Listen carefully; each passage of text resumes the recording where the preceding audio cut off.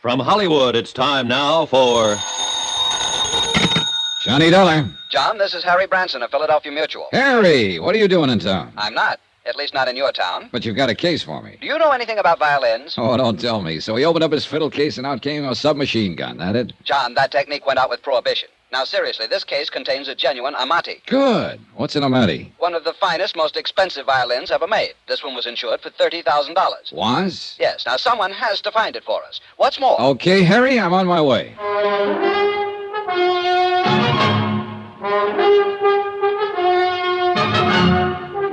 Tonight and every weekday night, Bob Bailey in the transcribed adventures of the man with the action-packed expense account, America's fabulous freelance insurance investigator. Yours truly, Johnny Dollar.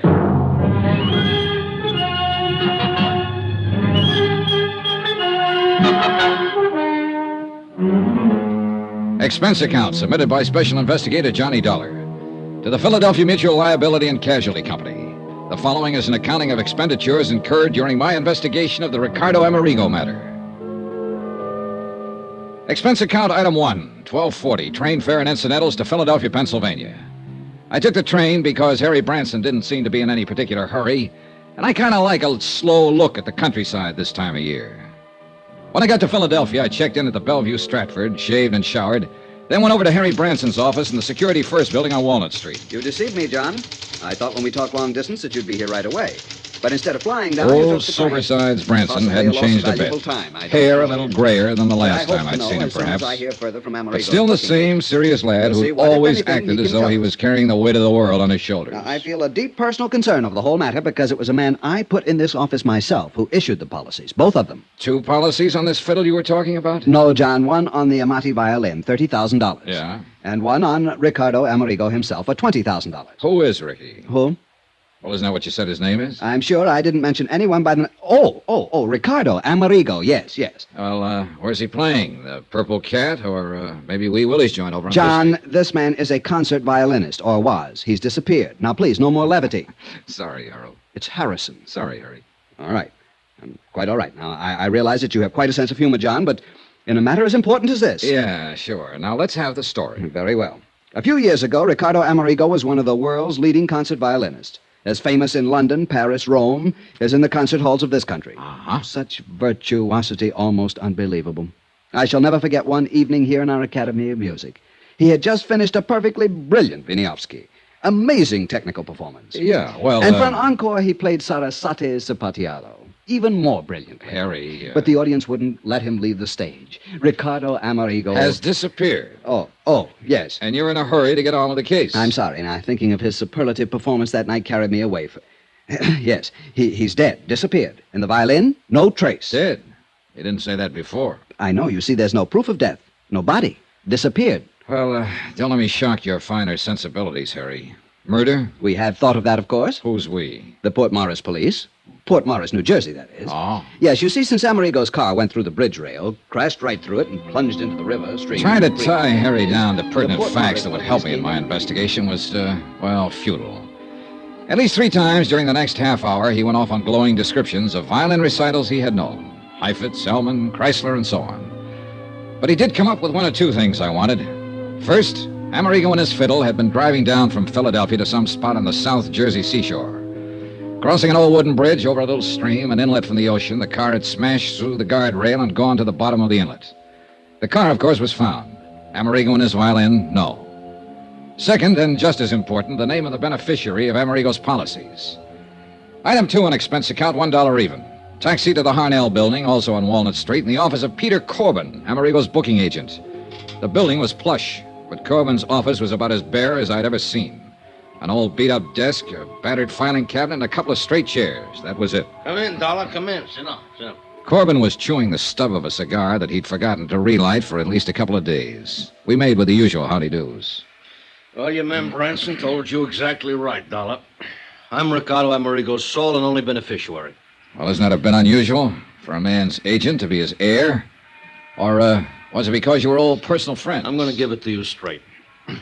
I brought Amerigo over to this country. Myself, my own sole expense.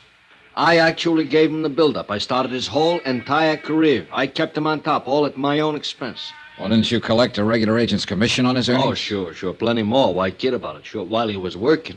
What's that supposed to mean? Bottle. What? Yeah, started hitting the bottle. Bad, not good. And believe me, the word gets around fast. Instead of making me money, himself, too, because he started costing me money.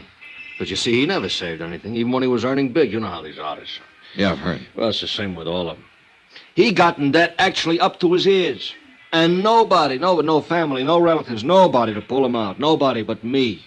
Big-hearted Corbin. So you had him take out a lot of insurance and name you as beneficiary? Well, that was his idea, actually. Of course, he always did have the Amati insured. That's his violin. So I learned. Oh, you know about violins? No. Oh. Well, but the life insurance, that was his own idea. Double indemnity, all that sort of stuff. Double indemnity? Oh, yeah. But guess who had to dig up the moolah for the last couple premiums? Big-hearted Corbin. You're right. Not a bad investment, though, was it? What? Hey, Couple of wait a thousand minute. in premiums, and you stand to collect plenty. If we can find proof that he's dead, and if we can't recover I don't like the... that, Dollar. I don't either, Corbin. It doesn't smell good. Oh, you think me, his own agent, actually rigged something like that for one of my best friends? You think that... Listen, wise guy. Even if I did have any of a such idea, it'd be crazy. Anything actually as obvious as that. Well, sometimes the most obvious is the best cover-up. Oh, get out of here, Dollar. Unless you want somebody to start collecting on your insurance. Even if it isn't you, huh? Get out! So help me. Yeah, pretty obvious. And every time you open your mouth... Oh, no, you don't. Why is it that people who telegraph their punches are always the first to start swinging? I don't know. Anyhow, I left Corbin to pick himself up and start thinking about some alibis he might need. And in the cab back to my hotel, I did a lot of thinking myself. Sure, the obvious oft-times is the best cover-up. And yet it might be too obvious. Far too obvious. Branson here? Johnny Dollar here. Oh, John, good. Listen, at least there'll be no double indemnity to pay in the Amerigo matter. For accidental death, that is. You see... Wait a minute. About an hour ago, you weren't even sure he's dead. Did somebody find the body? No, unfortunately, but I've just received a call from the Port Morris police. They completed their examination of Amerigo's car. After they pulled it out of the creek, of course. I hope so. John, they found conclusive evidence of murder. Harry, I'll call you from Port Morris. Expense account, item 2. Subway, ferry, train, and bus fares to South Island, New Jersey. South Island because Ad Bowles lived there, and I knew that if anything at all happened in the heart of sunny southern Jersey, Ad would know about it. Retired and raising some of those wonderful South Jersey sweet potatoes and peaches with plenty of hired help, he amused himself by moseying around, getting to know everybody and everything that happened in his section of the state. He had an insatiable curiosity and money enough to keep it satisfied. Hi, you conniving, chiseling son of a gun. I've been waiting for you to get here. What took you so long? Hey, what was that conniving, chiseling crack, son? We're still on expense account, aren't you? Yeah, sure. Sure, and so help me, nobody in history ever had the knack of padding out an expense account the way you can. And collect those fancy commissions on top. When I was a private investigator... Who is retired? You call this retired 270 acres of sandy soil from which to try to wrestle the poor living? Oh, no, wait a minute. That Cadillac Eldorado out front, that belongs to one of the hired hands. 983 peach trees. And isn't that a landing field I see out there through the window? A lot of sweet potato land to be cultivated. Well, yes.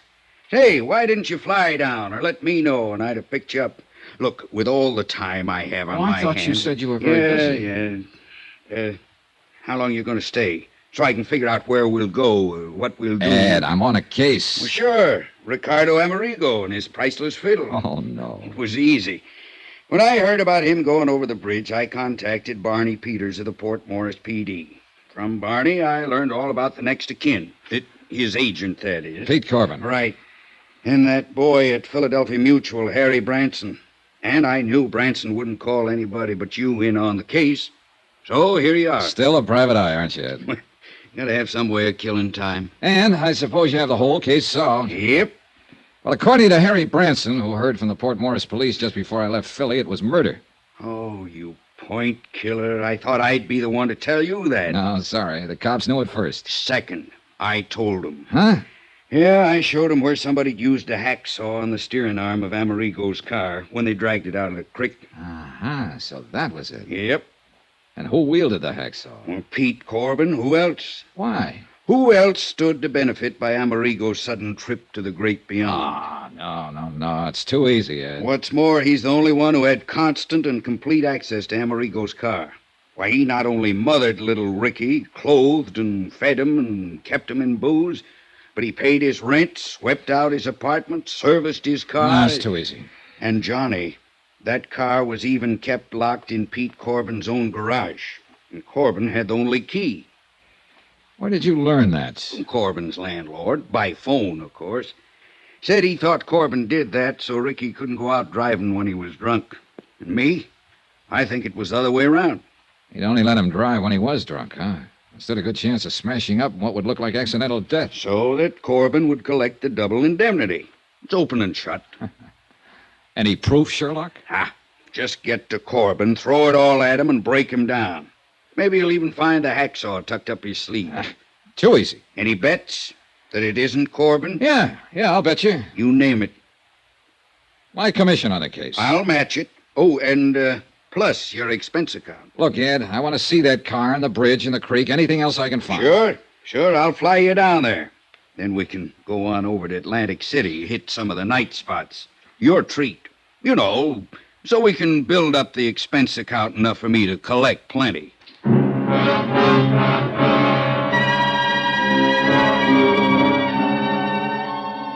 Ed Bowles had been a pretty good investigator in his day, seldom gone off half-cocked. Yet all his evidence was purely circumstantial. And where was the body? What's more, Pete Corbin acted anything but scared. Or so I thought until I put through a routine call to Harry Branson. He was worried. He had a right to be. Pete Corbin had packed a bag, jumped into his car, and disappeared.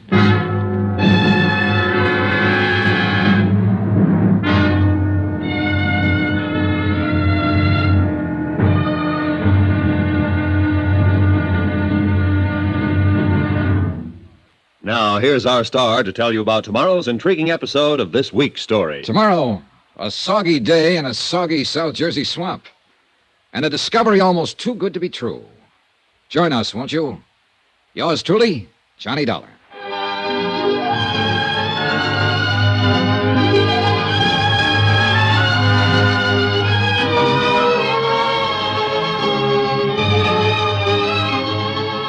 Yours truly, Johnny Dollar, starring Bob Bailey, is transcribed in Hollywood.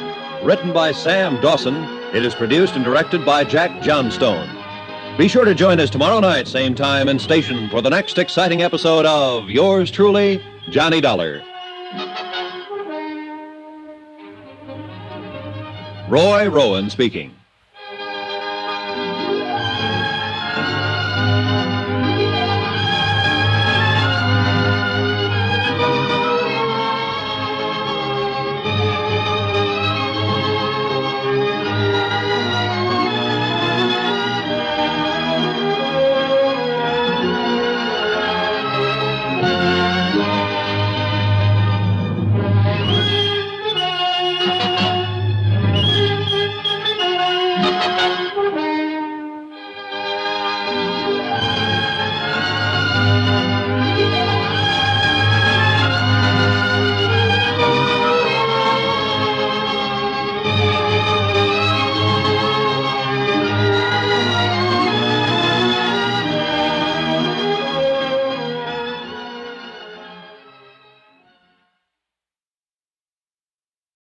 From Hollywood, it's time now for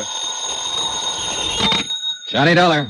Sergeant Barney Peters, Fort Morris Police. Oh, hi, Sergeant. Thought you and Adam Bowles were coming over here to look at the evidence in the murder of Ricardo Amerigo. We are. Ed's out warming up his plane. That's why I answered his phone. We got a visitor here in Port Morris. Who?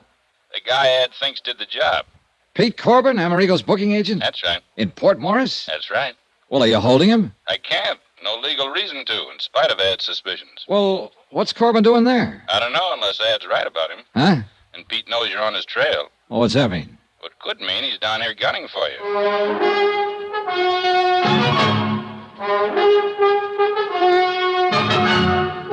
Tonight and every weekday night, Bob Bailey in the transcribed adventures of the man with the action-packed expense account, America's fabulous freelance insurance investigator. Yours truly, Johnny Dollar.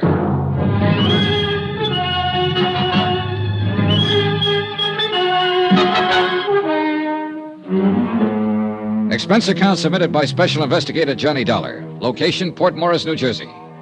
Following is an accounting of expenditures incurred during my investigation of the Ricardo Amerigo matter. Item 3, $1 even. For whatever it was, the local druggist recommended to pull my stomach back together after the flight in Ad Bull's private plane from Ad's farm in South Vineland to Port Morris. In a sense, I'm glad we flew. In a car with Ad at the wheel, we'd have been all over the road. As it was, we were only all over the sky. Oh, beautiful day for flying, isn't it, Johnny? Can't you hold a straight course, Ad? What's the matter with this ship? Not a thing. I like to weave around a bit. I like the feel of it. You know, all that power under you. Yeah. Sure you're not just trying to scare me into welching on our little bet? I'm going to win that bet, Johnny. Your commission on the case, plus all that goes on that well-padded expense account of yours. You just get busy and find the body. Why don't you forget your dark past as a private eye and stay retired? What, and leave an old friend like you floundering around with a case that's... Hey! You don't watch your steering, we'll be floundering around in those salt marshes down there. Sorry.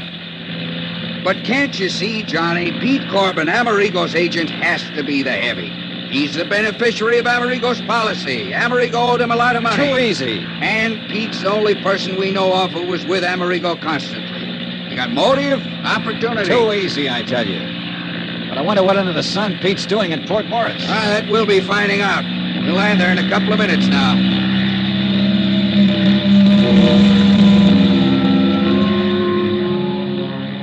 The little town of Port Morris was set on the edge of one of the wide salt marshes that border a lot of the South Jersey shore. Just a vast expanse of salt hay and dotted with little coves and inlets.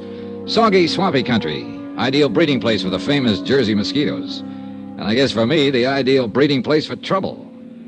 Sergeant Barney Peters met us at the mucky little landing strip just outside town. And we headed out on a narrow, muddy road across the marshes. Yes, sir, Mr. Dollar. If I were you, I'd try to pin down this Corbin. Where is he now? Back in town. Got Alf McCracken keeping an eye on him. Alf's the boy you saw Amerigo crash through the bridge that night, you know. Barney, I still wish you'd cooked up something to hold him. But what, Ed? Sure, Ed. Every bit of evidence you think you've got on Corbin is purely circumstantial. What else have you got to go on, John boy? Oh, we'll see. We'll see. After I have a look at the bridge Amerigo busted through in his car. It's just up ahead a bit. Crosses the Lucky Hoe Creek. I'd also like to know who could have... Well, I'd like to know what could have happened to his body. To that $30,000 Amati violin. You'll see. Just keep in mind that there's a mighty big flow of water in the creek from the tide coming in and going out. Tell me, Sergeant. Johnny, I checked it. Huh? Tide had just turned, was on its way out to the ocean at the time Amerigo's car went over the bridge. Right, Barney? That's correct, Ed. Right now, though, it's probably about as low as it'll... Whoa! What's the matter? Just pulling over to let this car that's coming past us. Otherwise, one of us might sheer off into the swamp. Yeah, these roads weren't meant for two-way traffic. Darn fool's coming pretty fast for a road like this. If he isn't careful... Hey, look, Pennsylvania plates. Huh? He's right. That's Corbin's car. Corbin, huh? Swing across the road. Block him. Wait! Son of a gun. Oh, where's Corbin, all right? Well, then swing around. Go after him. On this road, he'd slide off into the swamp so fast. By the time we go on up to the bridge and turn, he'll be halfway back to Philadelphia, blast him. Well, we had the bird in hand and didn't know it. What are you going to do now, Johnny? Just exactly what we started out to do. You're losing valuable time. Now, if I were still in this... Ed, racket- why don't you stay retired? We drove slowly on up to the bridge, stopped and got out. And although the tide was almost low now, it was easy to see how that rush of water would easily carry a violin or a body or most anything right out to sea. Or could it? The tide was running this same way when it happened. Out. Yeah. And the current was a lot stronger than it is now, so you can imagine what it would... Huh? Yeah. What's the matter, Johnny? Well, that big bird nest, whatever it is, down there at the side of the creek, 50, 60 feet. Oh, that's just where the reeds and hay got matted up. Does look like... Hey. Yeah. If that isn't a fiddle case propped up on top of it. Sure looks like Sure one. it is. Sure. The tide was higher then. The fiddle stuck in those reeds. Wait here. Well, now, Johnny, don't. You come back here. Dollar! Dollar, it's like quicksand. Stay out of it! Are you done? Ooh, It was come like on back. quicksand, too. You'll never make it. Black, glowy muck. And I sank into it up to my knees. I almost had to swim through it, hanging onto it, pulling myself along by the reeds and bulrushes. But half of this case hung on that $30,000 Amati violin, and I wasn't going to let it slip out of my hands. A couple of times I dropped into soft holes, almost up to my shoulders, but somehow I kept going. Pulled the fiddle case off the pile of matted weeds and started back. But it used up most of my strength. with only one hand to pull, just to pull myself along. Ed! Johnny! Johnny, try and grab this rope. Here! Can't! Breach! Try it again, Ed. Drag it back. Try it again. Johnny, use the violin case. It'll keep you afloat. I'll try. You all right, Dollar? Dollar! Here, Johnny. The rope again. Johnny! Johnny!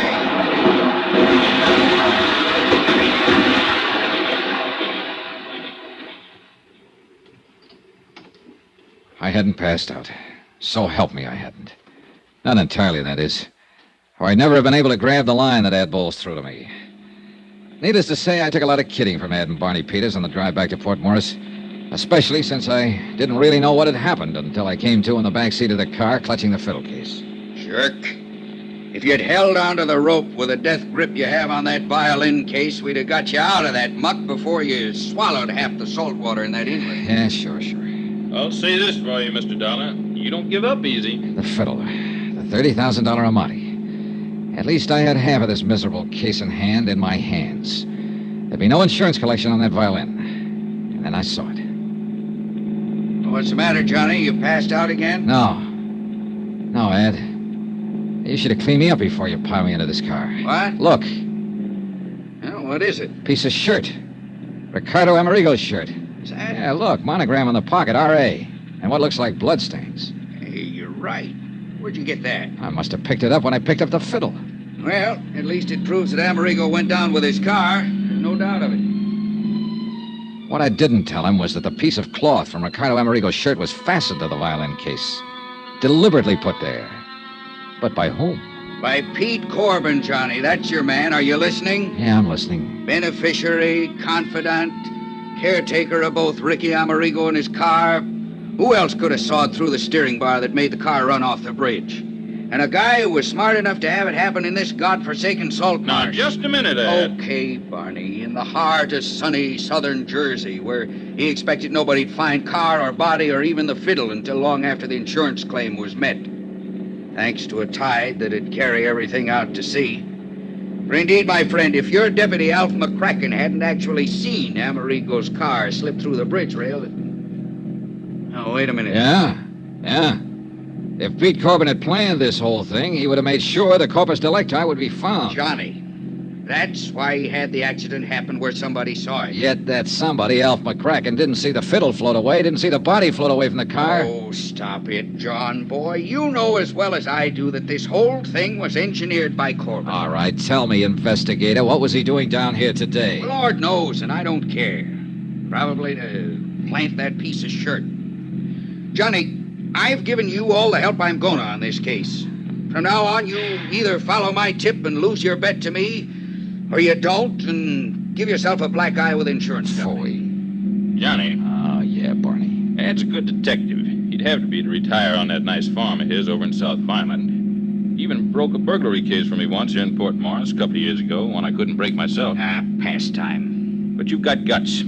I like you for it. Thanks a lot. And to me, the Pete Corbin theory looks, well, too easy. Oh, not you, Barney. That's what I've been trying to preach to that stubborn egghead sitting beside you. I'll lend you a suit of clean clothes, and you can chase this thing down in the way you want to, without the dubious help of somebody who's just trying to win a bet from you. Traitor. And if I were you, I'd hunt up a few other people who knew Ricky Amerigo besides his press agent, Pete Corbin. You are a mind reader. Gentlemen, I have only one thing to say. And, Johnny, it's addressed to you. When you finally find that Pete Corbin done it, you know where to send the check to me.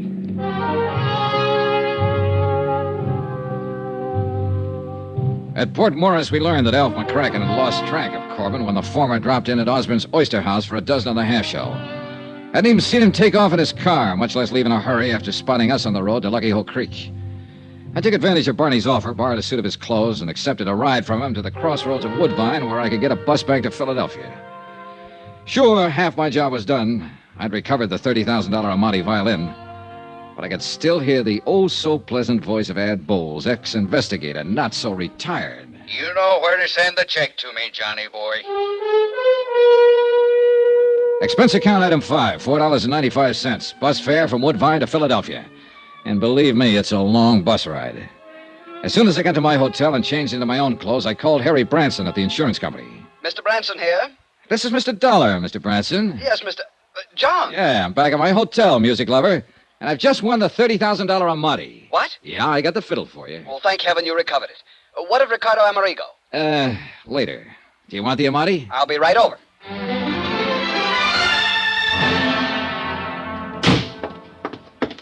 Where is it, John? Where is it? Right here, Harry, right here. Case, bow, and all. Oh, thank heaven. And by some miracle, it's dry as a bone and all in one piece. Voila. Oh, thank heaven. John. John? What's the matter? This? An Amati? Oh, no. Oh, no.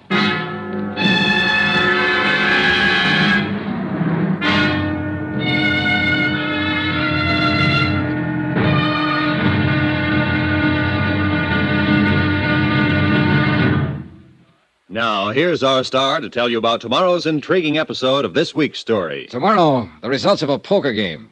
And believe me, there are times when the cards can be really stacked against you. Join us, won't you? Yours truly, Johnny Dollar.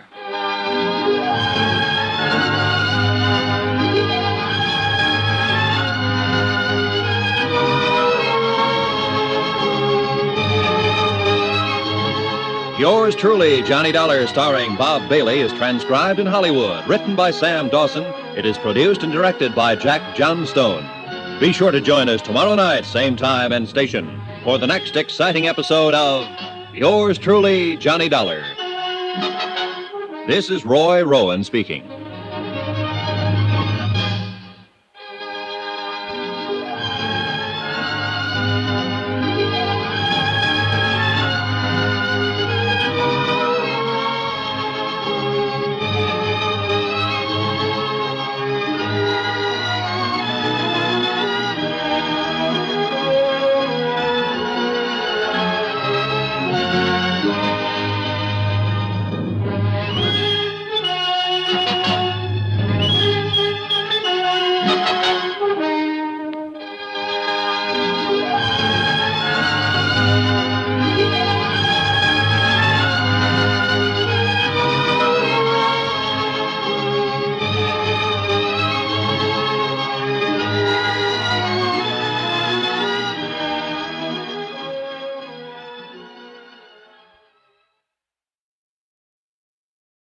From Hollywood, it's time now for... Johnny Dollar. Yeah, Pete Corbin, Dollar. I found your message when I got in, but I don't know why I'm returning your call after that lacing I took from you. Well, at least you haven't run out on us. Why should I? How would you like to explain what you were doing in Port Morris, New Jersey yesterday afternoon at the scene of the so-called accidental death of your client, Ricardo Amerigo? Oh, yeah, I thought that was you I saw in that car down there. It sure was. Are you in your office? Yeah, that's right. I thought you wanted Well, stay to know... there. I do want to know. That and a lot of other things. I'll see you in about an hour after I've made another call. Okay, I'll be here.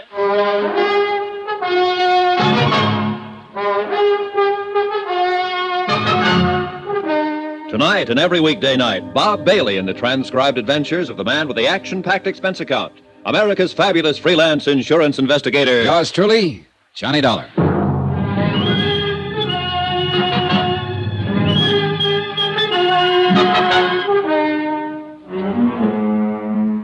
Expense account submitted by Special Investigator Johnny Dollar. Location, Philadelphia, Pennsylvania. To the Philadelphia Mutual Liability and Casualty Company. Following is an accounting of further expenses during my investigation of the Ricardo Amerigo matter. Expense account item 6.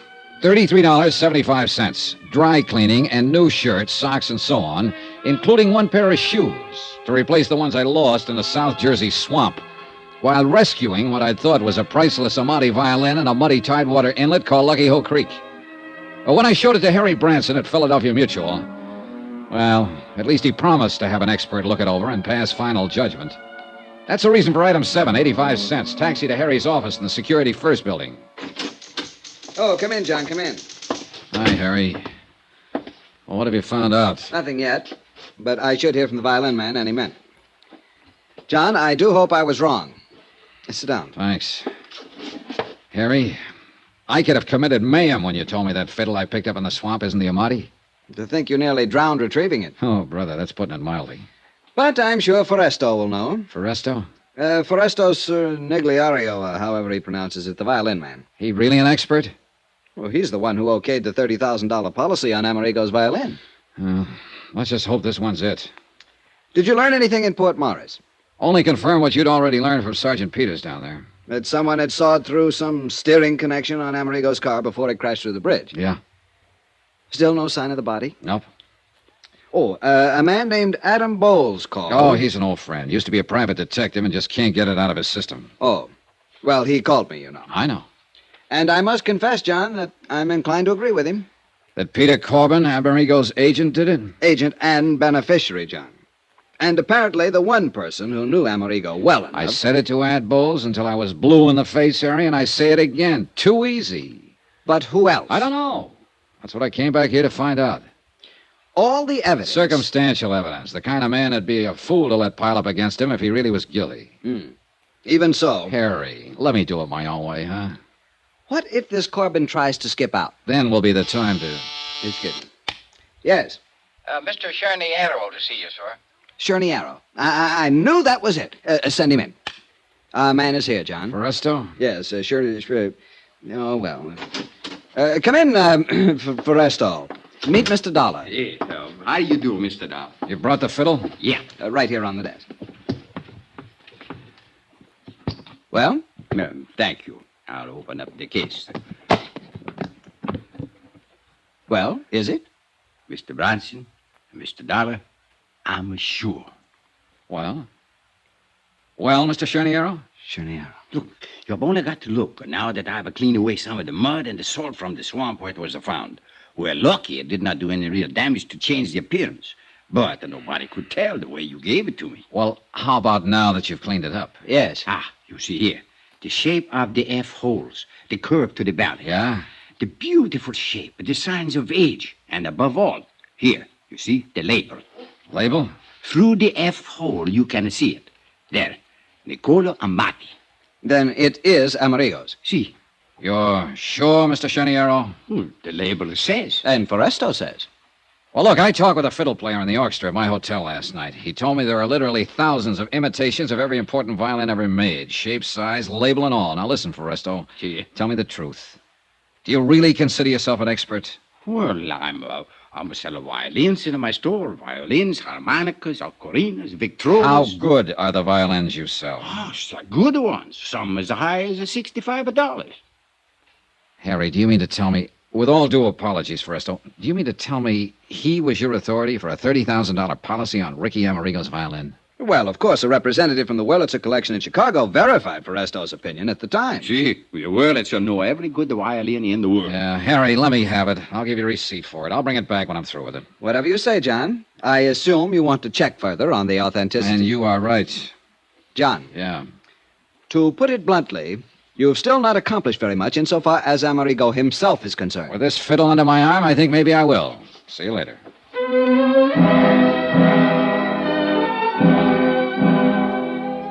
Maybe Harry'd been right in the very beginning. Maybe I should have known a little more about music, or more specifically, violins. Or maybe I should have left this aspect of the case to someone else and concentrated on the disappearance death of Ricardo Amerigo. Maybe well... Expense account item 8, 80 cents. Taxi to booking agent Peter Corbin's office. All right, Dollar, let's not waste either your time or either mine. You want to know what I was doing? That's right, Corbin. The Amati. I found it right where you planted it, in that swamp near Port Morris. You actually found it. What do you mean where I planted it? What else were you doing down there in the South Jersey swamps? Is that where you found Well, it? you ought to know. But frankly, Corbin, I think you overplayed it a bit when you tucked part of one of Amerigo's monogram shirts there with it. I don't know what you're talking about. Actually, I mean it. Then what were you doing down there? And, brother, you better make it good. The same thing you were, trying to find out what happened to Ricky Amerigo. I tell you, Dollar, I was his best friend. It's a true fact. If his fiddle was down there, too, I didn't see it. I wish I could believe you. For the way it looks from here, you were willing to have the Amati violin found lying out there in that salt marsh because you couldn't get rid of it without exposing yourself. It didn't put any money in your pocket the way you figure Amerigo's death will. The way it looks from here, Dollar, that's where you're wrong. Yeah? Yeah, actually wrong. If Amerigo's dead, I collect on his insurance as his beneficiary. That's what the policy says, but believe All right, me. all right. But you think I wouldn't collect on the Amati fiddle, whether it was found or if it wasn't found. That's where you're wrong. What are you talking about? Because I'm also a beneficiary to his will. How do you know? Because I'm not only the sole and only heir in his will, I'm also the executive, executive of his estate, too. Oh. Yeah. So if I was the heavy, what would I take a chance leaving a $30,000 fiddle laying around in some swamp? Cover up? $30,000 worth? All right, what did you do with the hacksaw? You mean somebody sawed up the fiddle? Oh, no, let me see. No, easy, will you? Somebody sawed partway through a steering arm on Amerigo's car to make it crash. Murder? That's a pretty fair question. Oh, no, darling, no. Oh, no, who would murder a nice, sweet guy like Ricky? Maybe he was a drunk, maybe he hit the skids, but he had no enemies. He couldn't have. Okay, Pete. Maybe he was just a drunken bum, worthless. He threw away a concert career, but he was a gentleman, an actual gentleman. And he was a sweet guy. Nobody could have murdered him. Oh, no, darling, not Ricky. Pete, would you? Who was it? Tell me, huh? Who was the lousy punk? I'll kill him. Okay, Pete, I believe you. I don't care whether you believe me or not. Will you tell me who done it? Pete. Pete, would you listen to me? I'm listening. Now, look here. Look here and tell me. Is this Ricky's Amati violin? Yeah, that's it. Ah, poor Ricky. Poor drunk. You're sure? I'm sure. All right, Pete, I'm going to give it to you straight. All I ask is you Now, tell listen me to me, will who... you?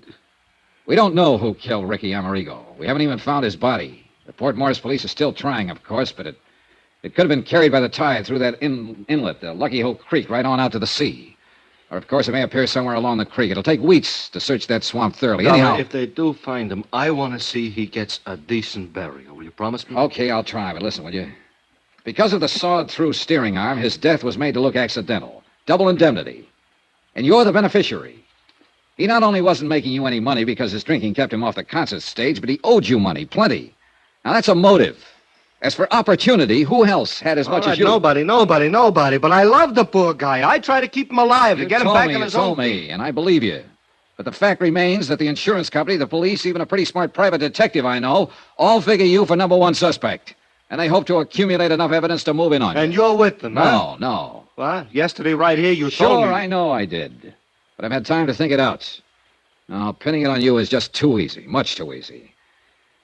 I'll say it to your face, Pete. You're no mental giant. But only an utter fool would let circumstantial evidence like that pile up against him and then commit a murder like that.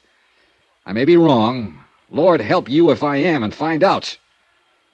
But I think you're clean. I swear I am. I'm going to play it that way unless I find solid reason to change my mind. Because, Pete. Yeah, Johnny? You're the one person who can help me in this case. I'll do anything. Actually, anything. Just ask me. All right. Now, first tell me where you were last Friday evening when Amerigo's car made that dive off that bridge. Alibi? That's right, brother, and you can be sure I'll check it. At Willie's. All right, who's Willie? Willie Elliott. He's a saxophone player. He's one of my clients. He was a friend of Ricky's, too. Well, where can I find him? What's his address? I'll write it down for you. We had a four-handed poker game. Who else in the game? Jerry Goldsmith, 120. He know Ricardo, too? Oh, yeah. Composer, conductor, violin player. Fiddle player, huh? Who was the fourth? Eric Snowden. Who's he? He's a fiddle maker. He lives at his shop. I'll write that down. Fiddle maker, did you say? Yeah. Yeah, he was the sole and only man Ricky would ever let touch his Amati for repairs and fixing up, you understand? Who else were good friends of Ricardo's? While he was making it, plenty. Lately, nobody. You sure? Oh, nobody, Johnny, I know. Of course, he hung around a lot of bars. He was a regular. Give me a list. Well, let's see. There's a little place over on Pine Street called the Yellow Lamp. Expense account item 9, $370. A quick sandwich for Pete Corbin and myself and a flock of phone calls to Pete's poker pals. Just to make sure they were in and available when I could get around to see them. I had to phony up an excuse for seeing each of them. A friend of Pete's, just in from out of town, suggested I give you a call, that sort of thing. And apparently it didn't arouse any suspicion. At least it was a start. And for the first time, call it a hunch or whatever you like, I felt I was going to get somewhere in this case. As it turns out, I was. Believe me.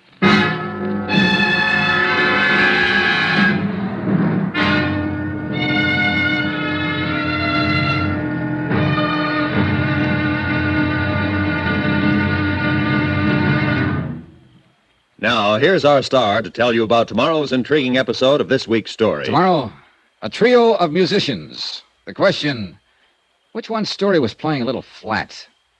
Join us, won't you? Yours truly, Johnny Dollar.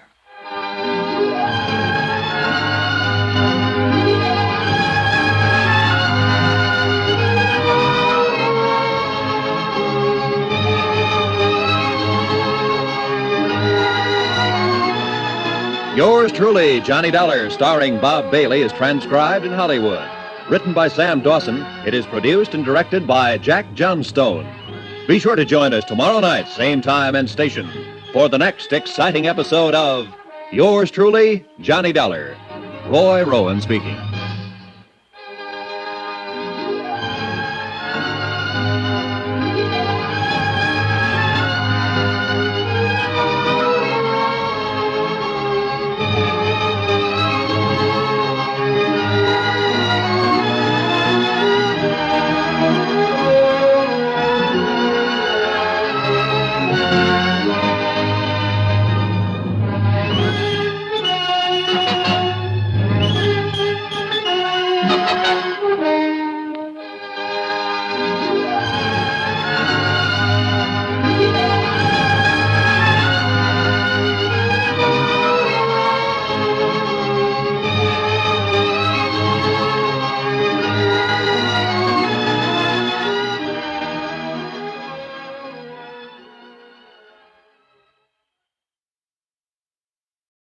From Hollywood, it's time now for Johnny Dollar. You are investigate. Hello? What'd you say? Who is this? You are investigate Ricardo Amerigo. Yeah, that's right. I'm investigating the Ricardo Amerigo Matter. Who are you? Hello? Hey, listen, do you have some information, a tip on the case? Who are you? Hello? Hello. Hey, what is this, a gag? Yeah.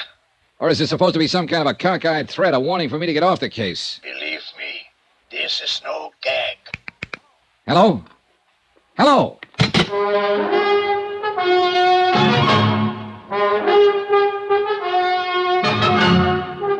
Tonight and every weekday night, Bob Bailey in the transcribed adventures of the man with the action-packed expense account, America's fabulous freelance insurance investigator. Yours truly, Johnny Dollar.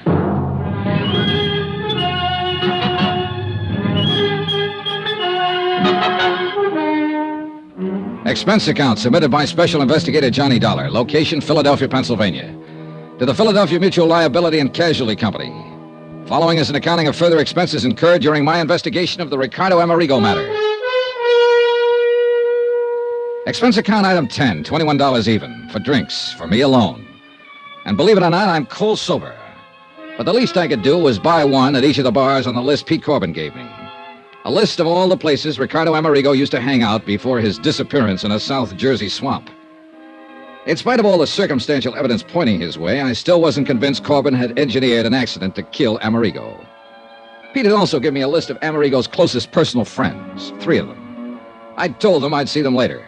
Meanwhile, I hoped to learn something helpful from the places where he apparently spent most of his time during his last few months on this earth. But the result can pretty much be summed up at the last bar on the list, the Hangover Club. There you are. Cost you 80 cents. Here, keep the change. Oh, thanks. Yeah, it's just like I tell you, mister. You come in here, buy a few drinks, sit and drink them, leave. Well, didn't he ever talk to anybody? Not even me. Just sit there and get plastered till one of his friends would come in and drag him away. Who? Did you know any of them? Oh, sure. Willie Elliott, saxophone player at the Crystal Room. Oh. Who else? Jerry somebody, fiddle player. Jerry Goldsmith. Yeah, they're on my list. Huh? Anybody else? Oh, yeah, wait, sure. His agent, Pete Corbin. Yeah, that's it.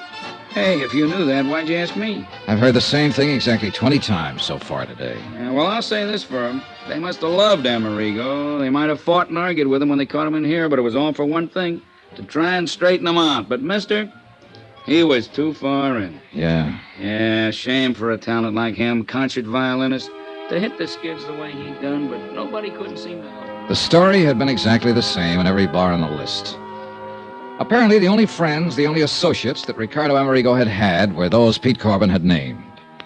Expense account item 11, 110. Cab fare to the apartment of William Elliott over on Callowell Street. Same story. No new names of friends or even acquaintances. He and Corbin and Goldsmith and the old English violin maker, Eric Snowden, had known Amerigo for years, good times and bad. Had all tried to help him, straighten him out, were deeply grieved over his death. Item 12, 570. Cab to a suburb called Lanark to see Jerry Goldsmith, where, I'll admit, I expected to get the same story, the same names, no more, no less. This time I took the Amati violin with me.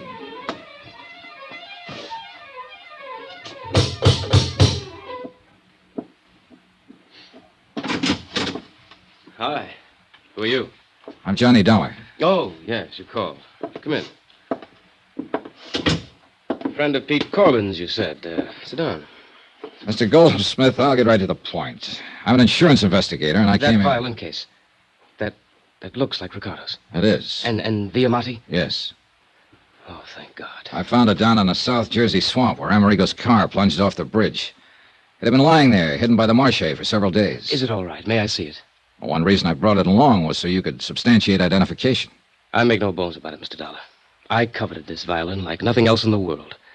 I've played many fine instruments, Strads, Guarnieri, even this, my Stainer. I see. But Ricardo's Amati, there was something between that violin and myself that could exist for no one else. Not even Ricardo Amerigo when he was at his greatest. And when he started his terrible downfall. You, wanted it even more, huh? Yes, more than anything else in the world. Enough to kill for it? Mr. Dollar, I should kill you for even thinking such a thing. I loved Ricardo. Okay, sorry. The fact remains somebody sawed through a steering arm on his car. I still can't believe that. No one could have killed Ricardo, no one. Only 3 others beside myself even knew Ricardo these past few years. Corbin, Elliott, and Eric Snowden. Pity him, feed him, clothe him, try to fight him away from the liquor that had ruined his brilliant career, yes. Even hate him at times for what he'd done to his life, but murder... I'm sorry. May I? Sure. It, is the Amati. Yes, I know it as well as I know my own. May I play it? Sure.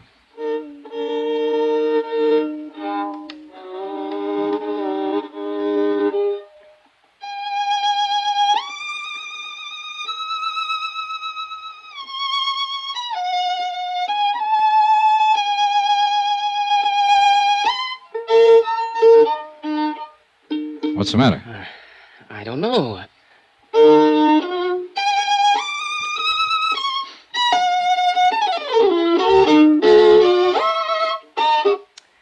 Mr. Dollar, it isn't here. The tone, the brilliance, the response, it isn't here. Something's wrong. You're sure this is the Amati? Oh, of course I'm sure, but something's wrong. Something's happened to it. It isn't the same. Well, do you think the dampness of the swamp might have done... No, you can see. It's all right, but it isn't. Well, I don't know anything about violins. There are no cracks, no marks, no damage. Even the sound post. But you're sure it's Ricardo Amerigo's Amati? Yes, I told you so. I couldn't possibly be mistaken. But something is... Mr. Dollar... Well? I don't know. You know something? I don't either. I'm afraid I left Jerry Goldsmith rather abruptly and in a rather distressed condition. But I had plans, and the sooner I could carry them out, the better. Item 13 on expense account, $420, taxi fare back into town to the shop of Eric Snowden, violin maker. The only man who'd been allowed to touch Ricardo Amerigo's Amati, except, of course, for the music store owner who'd cleaned it up after I found it in the swamp. Yeah, it was possible he had done something to it that would destroy its tone. But for some reason or other, call it a hunch if you like, I hope not. Snowden's shop was located on a colorful little side street. Really not much more than an alley called Eisminger Street. Right in the middle of one of the busiest sections of the city, surrounded by skyscrapers, office stores, and all the traffic that goes with them. This one little alley. Except for Snowden's place, the tiny buildings packed side by side are all residences, left over from years gone by when this was a residential section, and still unspoiled by the bustling activity around them. Thank you, Mr. Romandi, and I'll be sure to hear you at the Academy of Music Saturday night. Sir! Mr. Snowden? Yes, I'm Eric Snowden. But that violin case... I'm Johnny Dollar. I phoned you. Oh, please come in. Mr. Dollar. That's right. It's Ricardo Amerigo's. It's been found. Please let me... Mr. Snowden, I'm an insurance investigator. Part of my job has been recovery of this violin. It's possible loss was the most heartbreaking thing I ever contemplated, but you found it. I think so. You think? I don't understand. Well, here, take it. Examine it. Yes, but not here. Come, we'll go up to my workroom on the second floor, where I can check it thoroughly. I'll lock this front door so we won't be disturbed. Now, come with me, please. I can't believe it. It's so wonderful you found it. It would have been a terrible loss to the world. Yeah, I guess so. You're not a violinist yourself? No. I'm afraid the only violin music I know is what I hear in... Now, here we are. Oh, what a shop. Most of the finest violins in the world have been here, one time or another. The Stradivarius of Yasha. It was quite a shop. The violins The of walls were lined with fiddles in the making and with tools. Some familiar and some that were... Wait a minute. Hacksaws. A couple of them small and delicate, but one a big one and dirty. As Eric Snowden turned away to open the violin case, I ran my fingers over the blades. There was grease on one. Axle grease. Now here.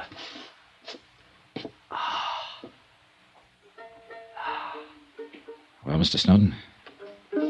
Yes, Mr. Dollar. This is Ricardo Amerigo's violin. You're certain of that? Eh?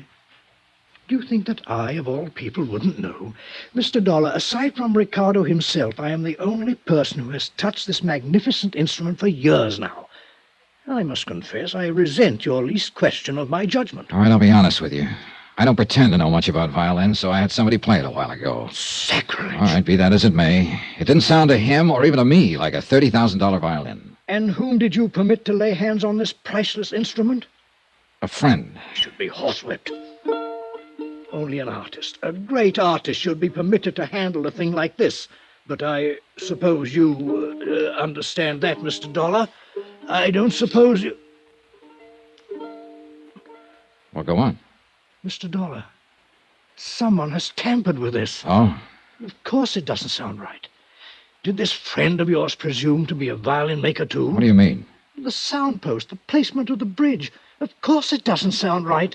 Now, why does somebody have to... Do you want to answer that? No, let them wait. This is more important. No wonder you or your friend or anyone else questioned the validity of this instrument. Hey, whoever that is down there, he really wants you. Look here, a simple adjustment here and here. Oh, bother. Go ahead, I'll wait. All right, I shall be right back. It was a quick suspicion when I spotted the hacksaw on the wall, and I couldn't forget the warning over the phone. While Snowden waited on his customer, I poked around the shop some more, looking for goodness knows what. And I found exactly nothing. No doubt Snowden was telling the truth. Until I started to sit down to wait for him, and as I pulled over a stool, I knocked open the door of a cabinet next to his workbench. I started to close it again, and then I saw it. Hanging there on a hook was a violin. I grabbed it out of the cabinet and held it under the light beside the one in Amerigo's case. I held them up together. It was unbelievable. The shape, the color, the markings, nicks on the little pegs you tune them up with, a spot of stain on the scroll, even a tiny, almost indiscernible scratch on the back, an old pencil mark on the inside near the label. It was impossible, but it was true. These two violins were absolutely identical.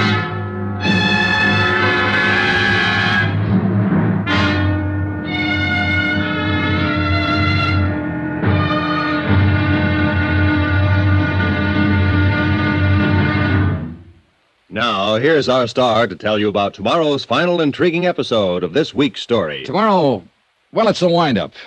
But believe me, a wind-up with a real twist. Join us, won't you? Yours truly, Johnny Dollar.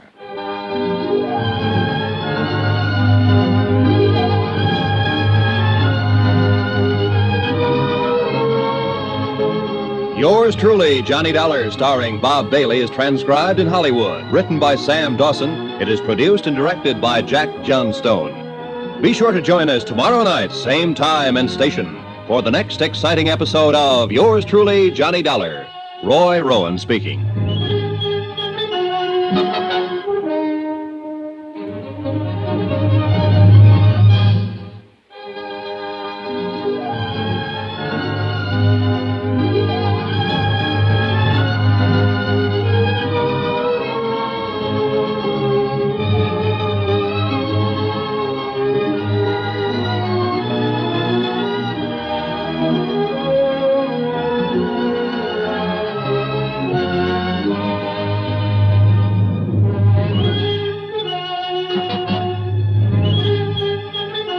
From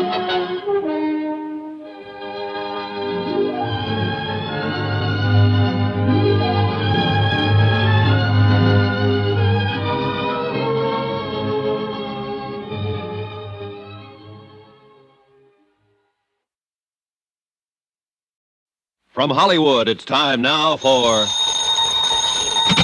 Johnny Dollar. John, this is... Don't tell me Harry Branson at Philadelphia Mutual. Yes, it is. Listen, John, I know you found his Amati violin. Are you sure? But Ricardo Amerigo himself, nothing. And after all, there's not only the $20,000 policy on him, but... What do you mean, am I sure? Are you sure it was Amerigo's Amati violin I found? Why, of course... What do you mean? What if it wasn't? What if it was just an imitation? John, stop it. That's What do you mean? That $30,000 well-insured fiddle I picked up in the South Jersey swamps may be a phony. Oh, no. For heaven's sakes, come over here to the office and tell me... Oh, take it easy, Harold boy, until I've had time to find out a few things. John? See ya.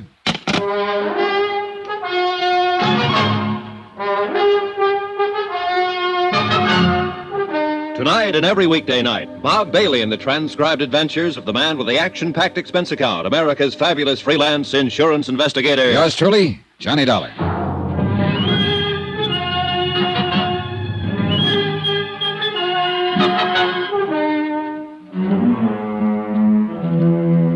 Expense account submitted by Special Investigator Johnny Dollar, location Philadelphia, Pennsylvania, to the Philadelphia Mutual Liability and Casualty Company. Following is a final accounting of expenditures incurred during my investigation of the Ricardo Amerigo matter.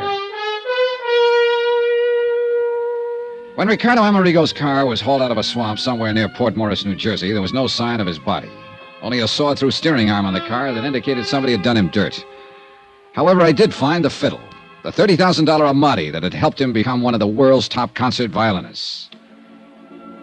Anyhow, with the fiddle under my arm, I ended up at the shop of violin maker Eric Snowden for final confirmation that it was the genuine Amati that I'd found. This Eric confirmed. However, while we were in the second-floor workroom of his shop on Eisminger Street talking about the fiddle, somebody pounded on the street door downstairs. Oh, bother. I'll be back in a moment, Mr. Dollar. And that's when I accidentally, and so help me it was accidental, I knocked open the door of a cabinet and discovered another violin, identical in every respect with the one I'd found in the swamp at the scene of Amerigo's accidental death. Okay, so I did exactly what you would have done. I put the one in the cabinet into Amerigo's case and the one from the case into the cabinet. One of them was the genuine Amati. But which one? I'm sorry, Mr. Dollar, but he was so insistent, I thought he was one of my, shall we say, better clients. As it turned out, it was just a youngster who wanted to see one of the new G-strings. A youngster? Oh, I see you're joking.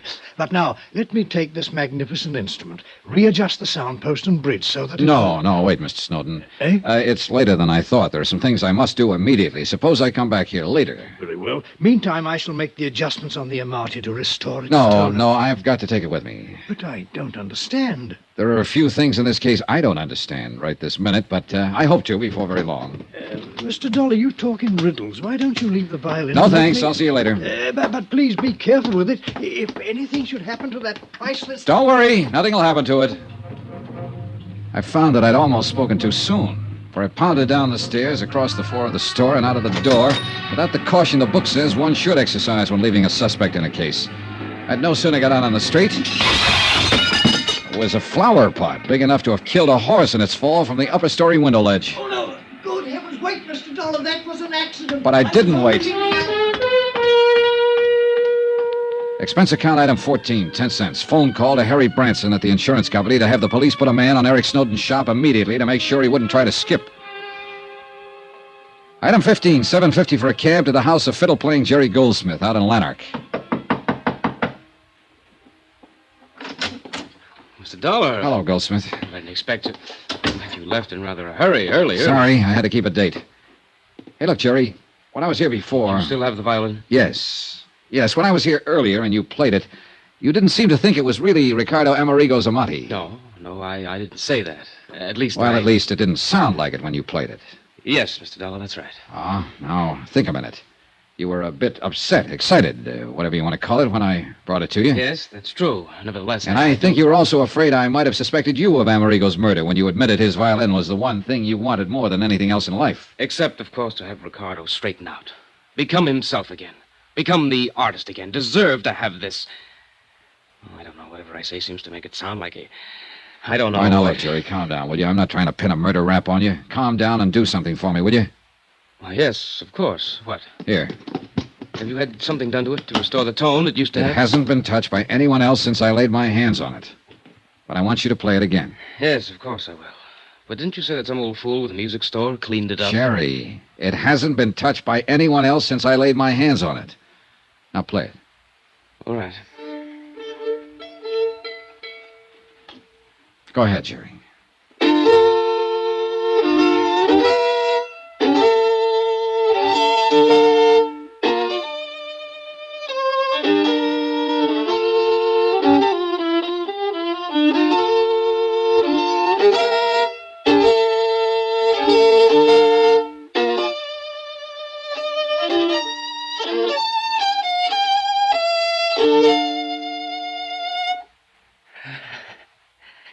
It's the Amati, isn't it?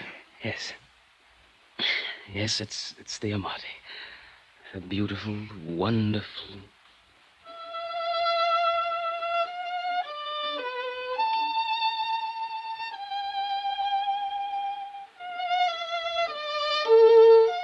Funny. I never realized what a violin could. Can you hear me, Jerry? Yes. Yes. And to think it's taken something like this to lead me to a killer. Expense account item 16, 420. Cab to Philadelphia Mutual, the office of Harry Branson. But if you're right, John, you mustn't go out there alone. Don't you understand? If he's the man who planned the murder of Ricardo Amerigo, he wouldn't stop... Yes, I had the police put a man out there to cover his shop. But, John, I still think... Expense account item 17, $1.60. The buck was a tip for going through a couple of red lights. Back to the shop of the violin maker, Eric Snowden. Mr. Dollar. Hi, Mr. Snowden. I'm afraid I left you rather abruptly a while ago. Mentioned it, Mr. Dollar. It's you. That near accident when you left that flower pot. I don't know how it possibly could have shifted on the window ledge up there. On the third floor window ledge of this little combination store, workshop, and home of yours.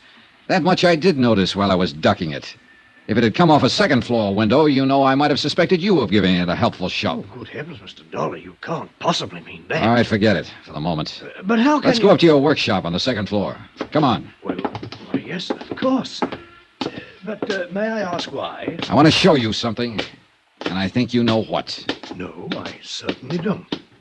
Unless something has happened to the Amati. Oh, something certainly has. You damaged it since you were here. No such luck. Mr. Dollar, please, what are you talking about? Okay, here. Now tell me, the truth. Is this Ricardo Amerigo's Amati violin? Yes, I've told you so. You're sure? Of course I'm sure. You know something? You aren't, but I am. What? Now open that cabinet there beside your work table. What for? Because I tell you to. But I... just what are you getting at, Dollar? Are you going to open it or shall I? No. Get out of here. This is my shop, my place. You can't do this sort of thing to me. Would you rather the police did? They're on their way. The police? But I... Well? There's no need to open it. Ricardo Amerigo's Amati is in it. Well, that's where you're wrong. This is the Amati. In this case, the one in the cabinet is the identical copy of the Amati that you made.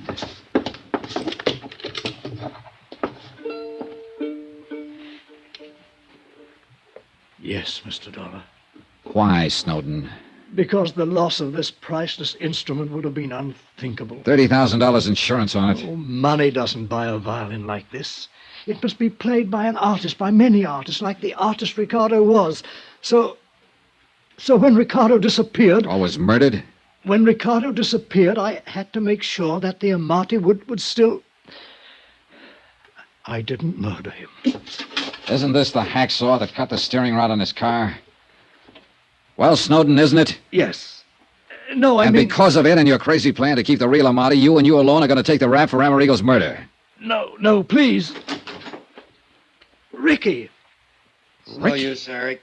That's right, Mr. Dollar. I'm Ricardo Amerigo. You're what? The dirty, drunken has-been that started all this. Sawed through the steering rod on my car, wrecked it in the swamp, left some of my clothing there. That phony fiddle was my idea. Not to collect the insurance on it, not that alone. but to make sure it could come back again. Be played again by somebody that deserved to play it the way perhaps one time I deserved to play it. But, Ricardo... A man disappears, murder, or whatever. There's a fuss about it for a while, and it's over. But this, no, this must live. This violin, it will now. And the world will be the better for it. But you... and this apparent murder... The insurance was my last hope of paying back Pete Corbin, my agent, and the others who tried so hard to straighten me out. Pay back some of the money and the heartbreak they spent on me. Or let your insurance company pay them back. Because I never could. I couldn't even leave my hiding place here in Eric's house. Because I knew that sooner or later he'd pity me enough to give me more of the drink that's been all I've been living for. Eric, God bless him, Eric knew, of course, but only he. Be kind to him, if you can. Ricky. That's all, Mr. Dollar. Oh, unless... will you buy me a drink before you call in the police?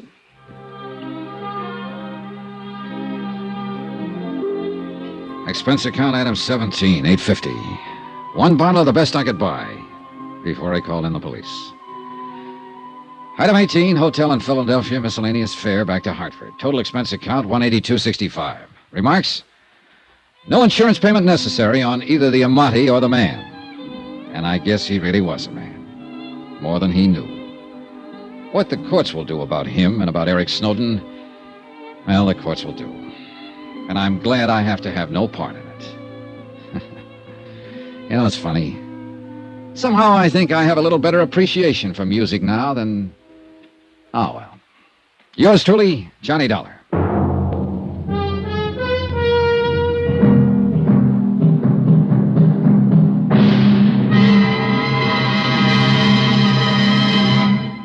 Remember, there'll be another intriguing story for you beginning next Monday night. Next week, the Duke Red Matter. A racehorse that could only be stopped by a killer. And the killer didn't stop with horses. Join us, won't you? Yours truly, Johnny Dollar.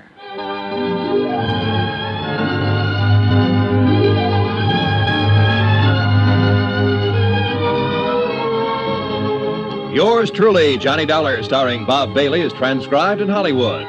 It is produced and directed by Jack Johnstone, who also wrote this week's story. Heard in the cast were Harry Bartell, Lawrence Dobkin, Victor Perrin, Barney Phillips, Forrest Lewis, Eric Snowden, Herb Vigran, and James McCallion. Musical supervisor and violinist, Amerigo Marino. Be sure to join us on Monday night, same time and station, for another exciting story of Yours truly, Johnny Dollar. This is Roy Rowan speaking.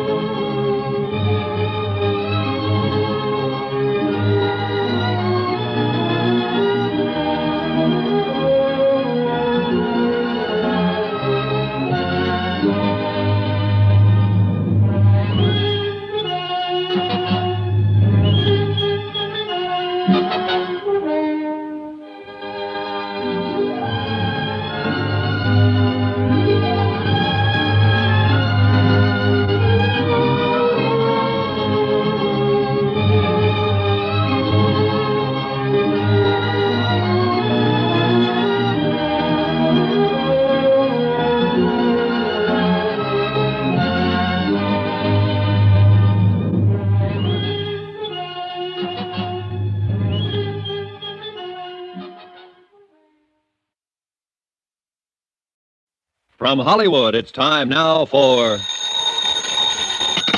Johnny Dollar. Niles Pearson, Johnny, at Universal Adjustment Bureau. Oh, how are you, Niles? Worried at the moment. Can you help me out? I don't know. What's on your mind? $65,000 worth of horse flesh. Ever hear of Duke Red? Yeah, I think so. The Futurity last year? That's the horse. Johnny, Columbia Indemnity is going to have to settle a claim on him. Why? Duke Red was seriously injured and had to be destroyed. Did you say 65,000? Yeah. No wonder you're worried, Niles.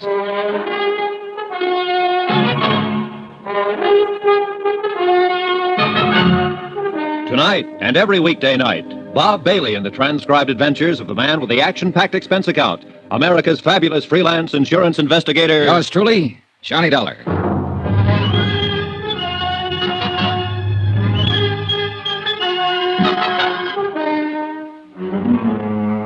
Expense account submitted by Special Investigator Johnny Dollar to the Universal Adjustment Bureau, Universal Building, Hartford, Connecticut. The following is an accounting of expenditures during my investigation of the Duke Red matter. Expense account item 1, $197.80. Airfare and incidentals getting me from Hartford to San Francisco and a town about 40 miles south of there called San Pietro. At the San Pietro Hotel, I learned that the Abbott Ranch was some 5 miles outside of town, but that the Abbott stables maintained offices in San Pietro.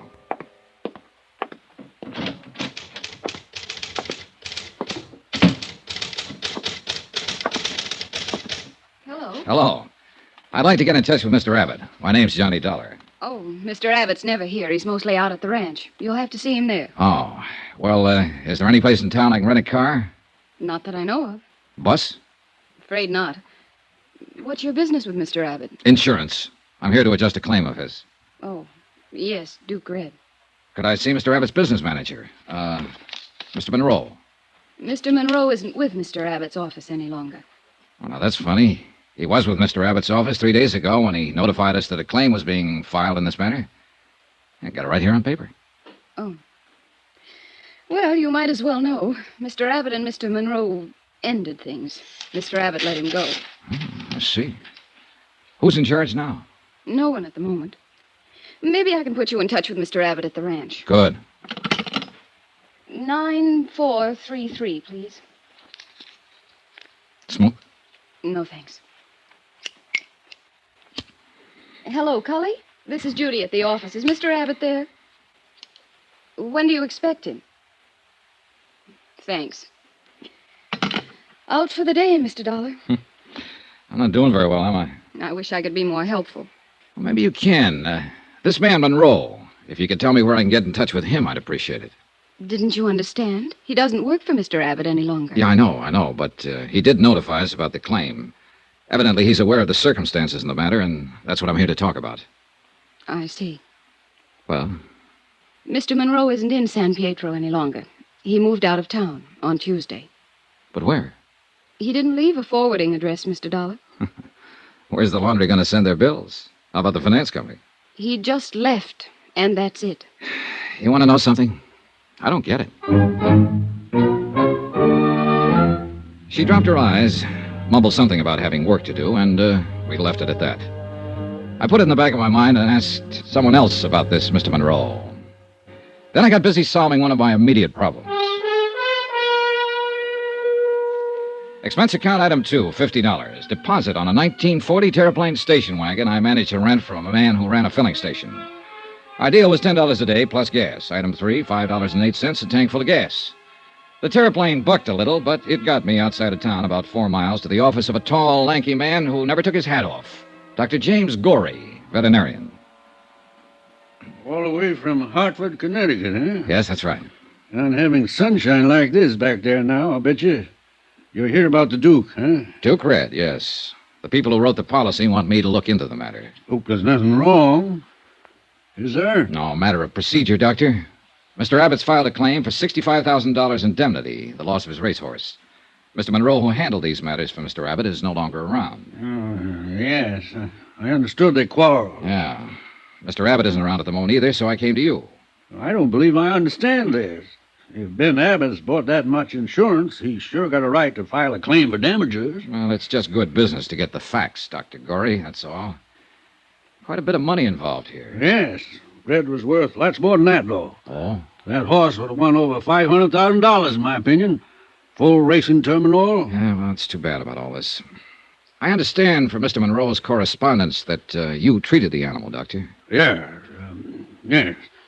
I take care of most of Ben's stock when they're here, when he's not on the road racing. Uh-huh. I'd like to know exactly how the accident happened, Doctor.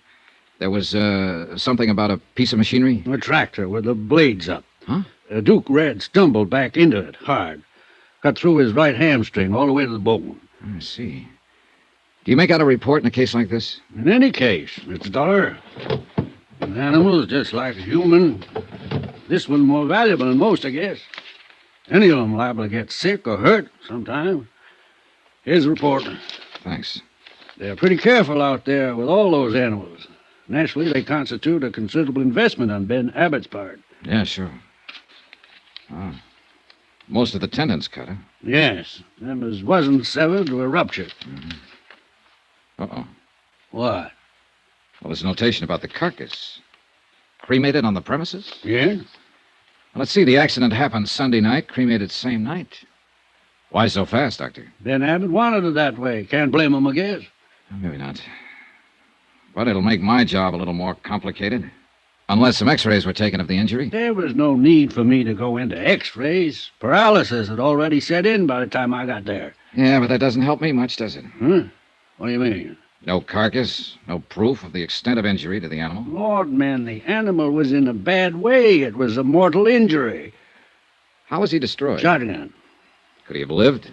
I mean, long enough for me to... You don't understand, Mr. Dollar. It'd have been wrong not to destroy him with injuries like that. Mr. Abbott called you in right after the accident happened, did he? Yes, I got out there maybe 15 minutes later. Ben was alone with the horse. The minute I laid eyes on that animal, I knew he was finished, that he'd have to be destroyed. You advised Mr. Abbott that horse had to be destroyed? I didn't have to. He knew it. He knows horse flesh as good as any vet alive. Well, did you consider calling in someone else? What? Another doctor for consultation. I tell you, man, there was no use in going into anything like that. Did Mr. Abbott ask you to call in another vet? No, he did not. Who else was there? Nobody. No stable hand? No member of Mr. Abbott's family? No. Well, who saw the accident? Mr. Abbott. Who else? I don't know, Mr. Dollar. Like I said, just Ben was there when I got there. I haven't any proof that the animal was injured.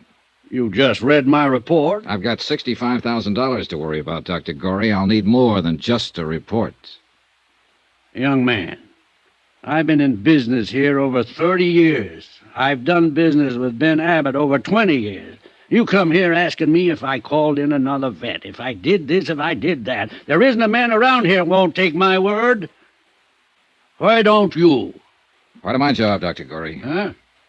I can't take anybody's word for anything. Mr. Dollar, I'd be obliged if you'd get out of here.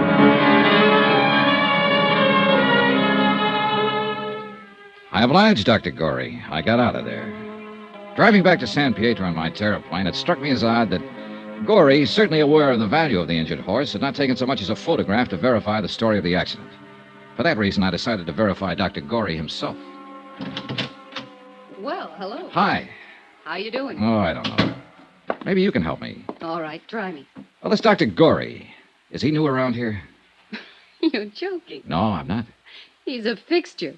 He's been in this part of the country 30 or 40 years. They say he's the best vet this side of Lexington, Kentucky. That takes in quite a bit of real estate. Is he loaded? I think he could retire and give advice over the phone. These horse racing people make new parents look like indifferent vegetables. They do? You don't know. A horse sneezes once and they're ready to call the Mayo brothers. Dr. Gorey's practically the whole Mayo Clinic in horsey circles. Say, how did you know about him? The insurance report. Of course. Well, I suppose you'd want to talk to him. Look, I'm driving out that way. I'd be glad to give you a lift. Oh, that's mine out there.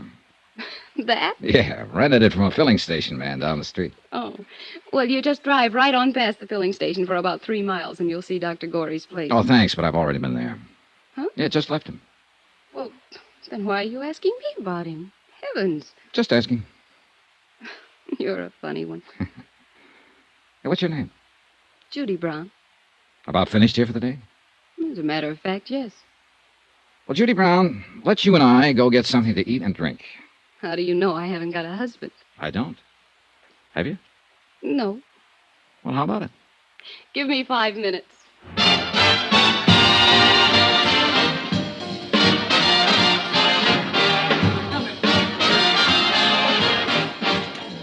Judy, I'm going to get right to the point. How long have you worked for Mr. Abbott? 1.5 years. Why? You're from San Pietro? No, San Francisco. I answered an ad. I wanted to get out in the country for a while, away from the city life. Mm-hmm. All right. What happened between Monroe and Abbott? They had a quarrel. A loud quarrel. Mr. Abbott's very good with a quarrel. Was he? Yes. You know, even I've wondered about that. What?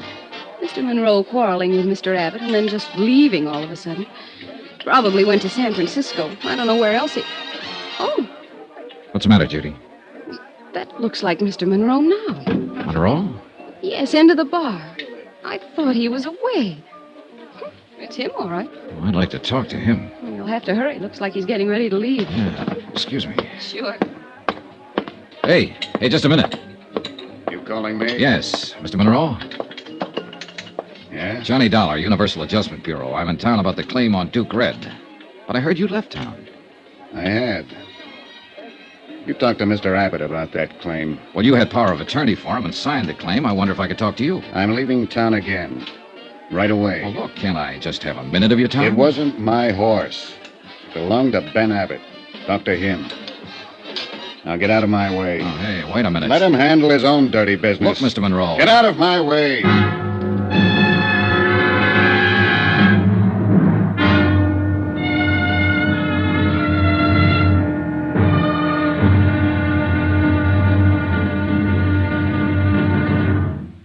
Now, here's our star to tell you about tomorrow's intriguing episode of this week's story. Tomorrow, there's proof that things are just about as wrong in this case and as dangerous as they can get. Join us, won't you? Yours truly, Johnny Dollar.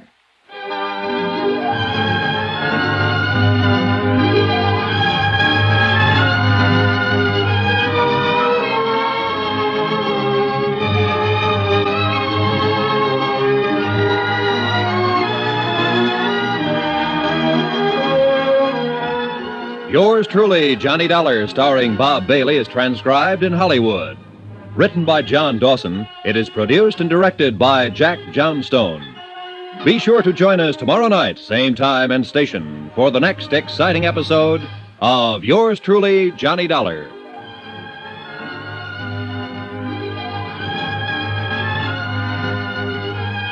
This is Roy Rowan speaking.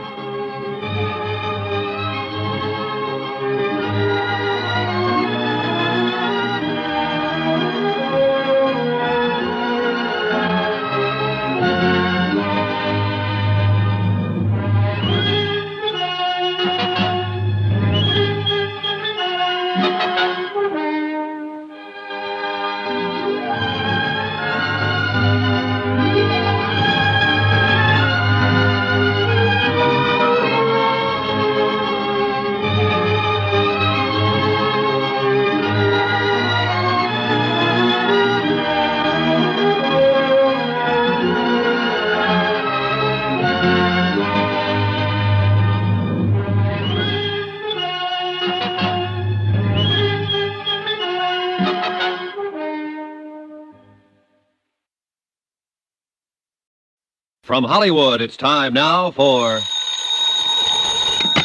Johnny Dollar. Ready with your call to Mr. Pearson in Hartford, Connecticut. Oh, thanks, operator. Hold on, please. Go ahead. Hello?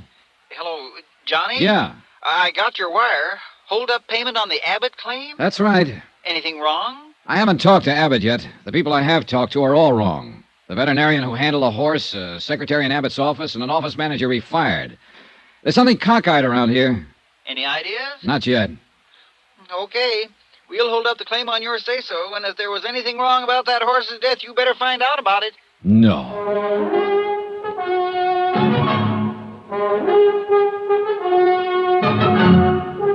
Tonight and every weekday night, Bob Bailey in the transcribed adventures of the man with the action-packed expense account, America's fabulous freelance insurance investigator. Yours truly, Johnny Dollar.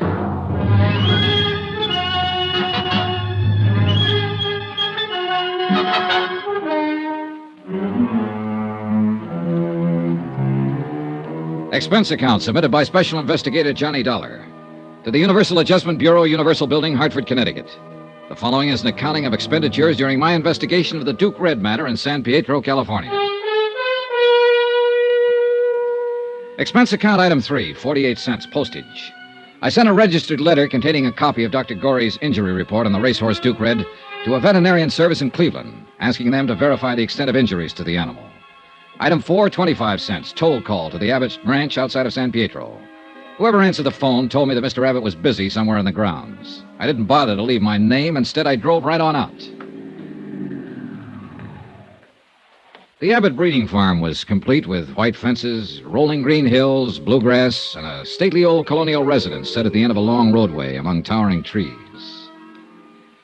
From the porch of the house, I was able to see the stables and a trainer working with a horse out on the ranch track.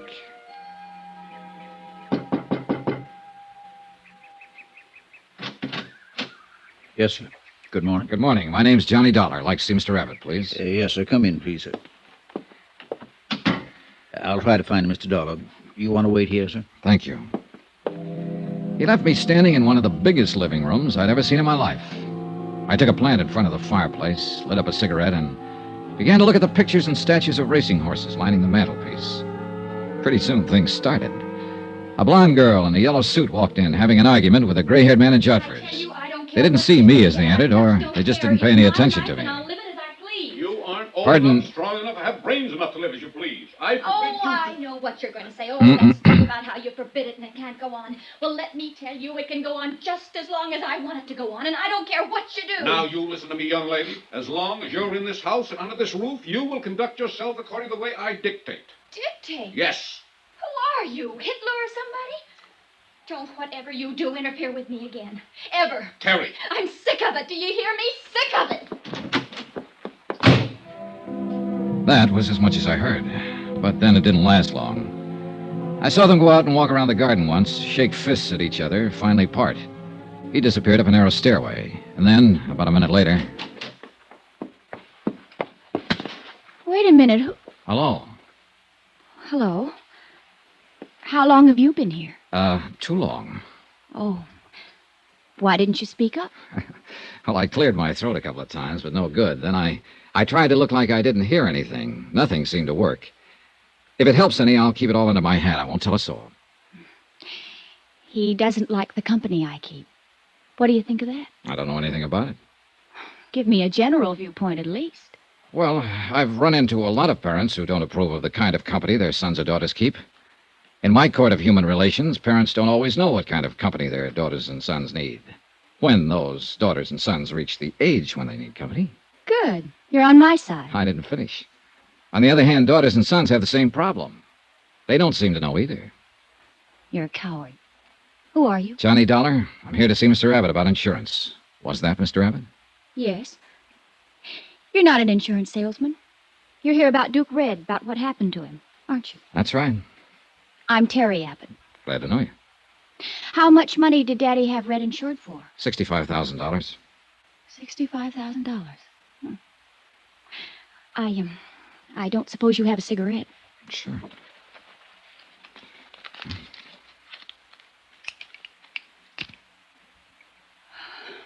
Thank you. Has the claim been paid yet? No, not yet. If Red had made the tracks this year, he would have doubled that. Tripled it, probably. There's not enough money in the world to replace that horse. He was a great running horse. I've heard that before. Dr. Gorey mentioned it.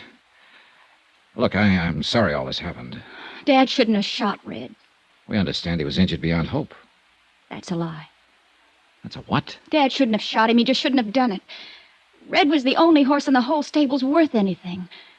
The only thing around here worth anything. Wasn't the horse injured? Injured? Oh, that's what you'll hear. They'll all tell you that. But I can tell you something else. Terry, what are you talking about anyhow? He's an insurance man, Dad, and I can tell him the whole thing, and I will. Go to your room, Terry. It was a terrible thing to do, shooting Red. It was just like murder, and you know it. Be quiet and go to your room. It was murder. Murder. Murder. Stop it! Now go to your room. Thank you for the cigarette, Mr. Dollar.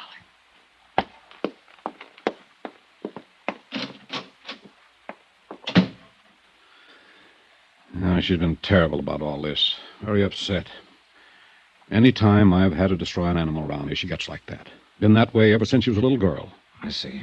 I knew I'd have to put up with her acting like this, but I'm reluctant to apologize to you for her actions or for mine. Jim Gorey told me you were in to see him yesterday afternoon. I wish Dr. Gorey hadn't told you that. I intended to tell you myself, Mr. Abbott. If I've offended you, I'm sorry for it. Makes me look I'm doing something shady. You could have come right to me instead of going to Dr. Gorey. I tried to. You were out. Then you could have waited till I came in. If this is the way that insurance company operates, I might have to find a different one. Look, Mr. Abbott, there's quite a bit of money at stake here. We have to go to everybody during an investigation. Dr. Gorey ordered the horse destroyed. It seemed very reasonable to go to him and ask why he took that action. We want to know all the circumstances. If you talk to Gorey, you know them. Why are you bothering me? What do you want? I want all the information you can give me about the accident. The time, date, people who saw it, exactly what happened, where it happened. Do you always handle a case this way? It's the way I'm handling this one. I don't like it very much, sneaking around behind my back. No matter what you think of me or my methods, Mr. Abbott, I'm the man assigned to handle this claim. My report has to be completed before the matter can be settled. They don't know what they're doing, sending a man like you out here. You filed a claim. What did you expect? A little decency and respect and courtesy. That's what I expected. That fool Monroe filed the claim. I understand he had power of attorney as your office manager to do that. Well, he did it too soon. I would have waited until things calmed down around here a bit. What do you mean? You saw how my daughter acts. Losing a fine racing animal like Red can have a bad moral effect on the entire ranch. That's what I mean. Monroe didn't use his head. So you fired him? Well, that's one of the reasons, yes. Another reason is I don't like him. Never did like him. But what business is that of yours? Are you here to accuse me of something? Mr. Abbott, we'll pay off your claim when we're satisfied the circumstances were proper. We're not satisfied now. Let's discuss those circumstances. I'm not afraid of you, Dollar, or your insurance company. I don't like you snooping around my office in town, talking to my friends about me, talking to my daughter about me. No man would. If I don't get my information from you, Mr. Abbott, I'll get it somewhere else. That'll drag this whole matter out. What I've seen of you so far and what information I do have isn't exactly in your favor. I don't like that kind of talk. You don't seem to like anything about this. Now, how about it? Do we keep this up or do we get down to business? The trainer was bringing Red back from his afternoon exercise. Outside the stall, Red got scared. A mouse or something. He reared back and jammed into the blade of the tractor we use out on the track. It cut into his Achilles tendon, hamstrung him. When Dr. Gorey got here, he said that Red didn't have a chance, so I shot him. I'd like to talk to the trainer. What's his name? Tom Warner. Where can I find him? He isn't around anymore. I fired him right then and there. Told him to get off my property and stay off. Where'd he go, Mr. Abbott? I don't know. He took his things and cleared out as fast as he could. He knew better than to hang around here. Well, what do you mean by that? What I said. He knew better. That's what I mean. Well, I'll have to find him and talk to him. Who else was there when it happened? No one. Just me. The rest of them were up at the house having dinner. No stable hand, chore boy? I just told you. No one. How about right afterwards? I went to the office in the stable and called Dr. Gorey. Before or after you fired Tom Warner? After I fired him. You were there alone with an injured horse? You didn't call up to the house for help, send for anyone up there? You went in and called Dr. Gorey? Yes, we handled it together. Any objections? It would have been better. Perhaps we could have avoided all this unpleasantness if you'd left the remains for us to examine. Dollar. I've got maybe 150 head on this farm. Now and then accidents happen. If one of my stock is dead, I get rid of it as fast as I can with as few people involved as possible.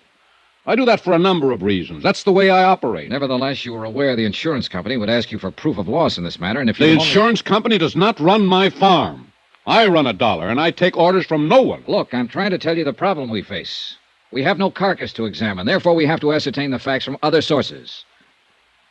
Did your daughter see any of this? The accident or destroying the horse? Terry. Yeah. Of course not. You mean those crazy things she was saying when I walked into the room? Well, in view of the crazy circumstances, what she was saying might be worth listening to, Mr. Abbott. Huh. I had the impression that she saw the accident. Pipe dreams. She wasn't even around. I'd like to talk to her just the same. Cully! Cully! You talk to anybody you like, Dollar. I don't care. But I hope you made notes today, because you've already got all the information you're going to get from me. Yes, Mr. Abbott. Yes, sir. Cully, I want you to look at this man. Yes, sir. His name's Johnny Dollar. Yes, sir. If he comes knocking at this door again, if he even comes to the front gate, if you see him on the grounds ever again, throw him out. I don't want him around here.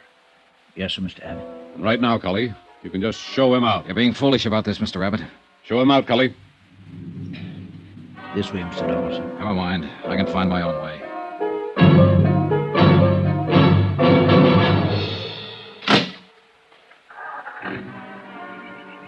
Mr. Dollar, sir.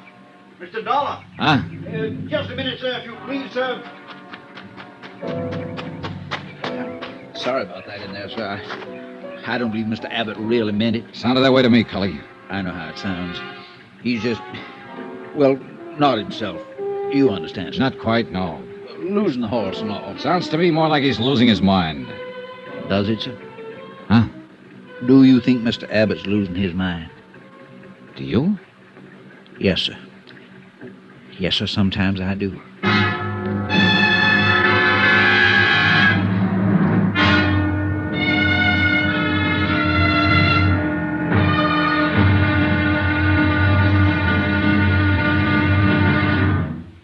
Now, here's our star to tell you about tomorrow's intriguing episode of this week's story. Tomorrow, the whole case starts to fall apart like a man full of bullet wounds, which is just about the case. Join us, won't you? Yours truly, Johnny Dollar.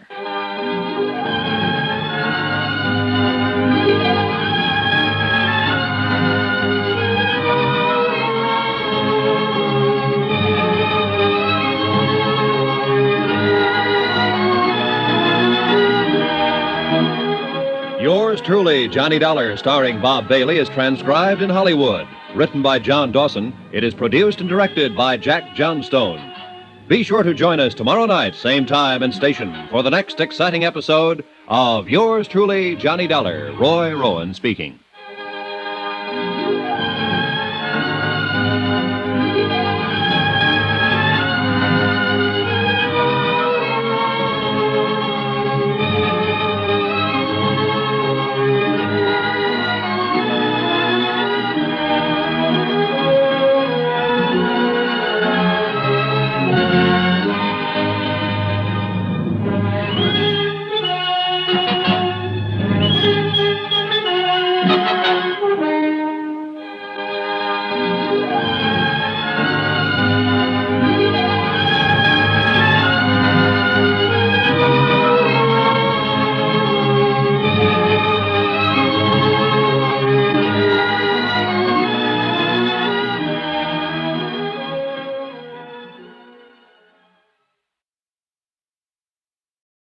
From Hollywood, it's time now for...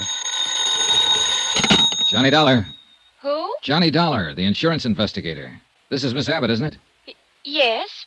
What are you doing in the stable office? Waiting for you to call me. Your father threw me off the farm a few minutes ago. A man named Cully who works for your dad said he really didn't mean it. Said he'd fix it up for me to talk to you. Cully. I guess that's why he asked me to phone the stable office. You told me the horse wasn't injured, shouldn't have been destroyed. Oh, I hope you didn't believe all that, Mr. Dollar. Well, now look, I've got to settle a $65,000 claim on the death of a racehorse.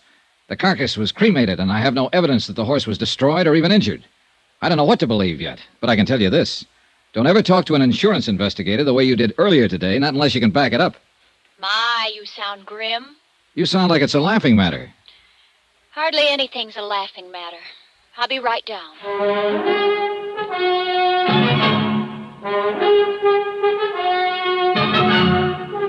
Tonight and every weekday night, Bob Bailey in the transcribed adventures of the man with the action-packed expense account, America's fabulous freelance insurance investigator. Yours truly, Johnny Dollar.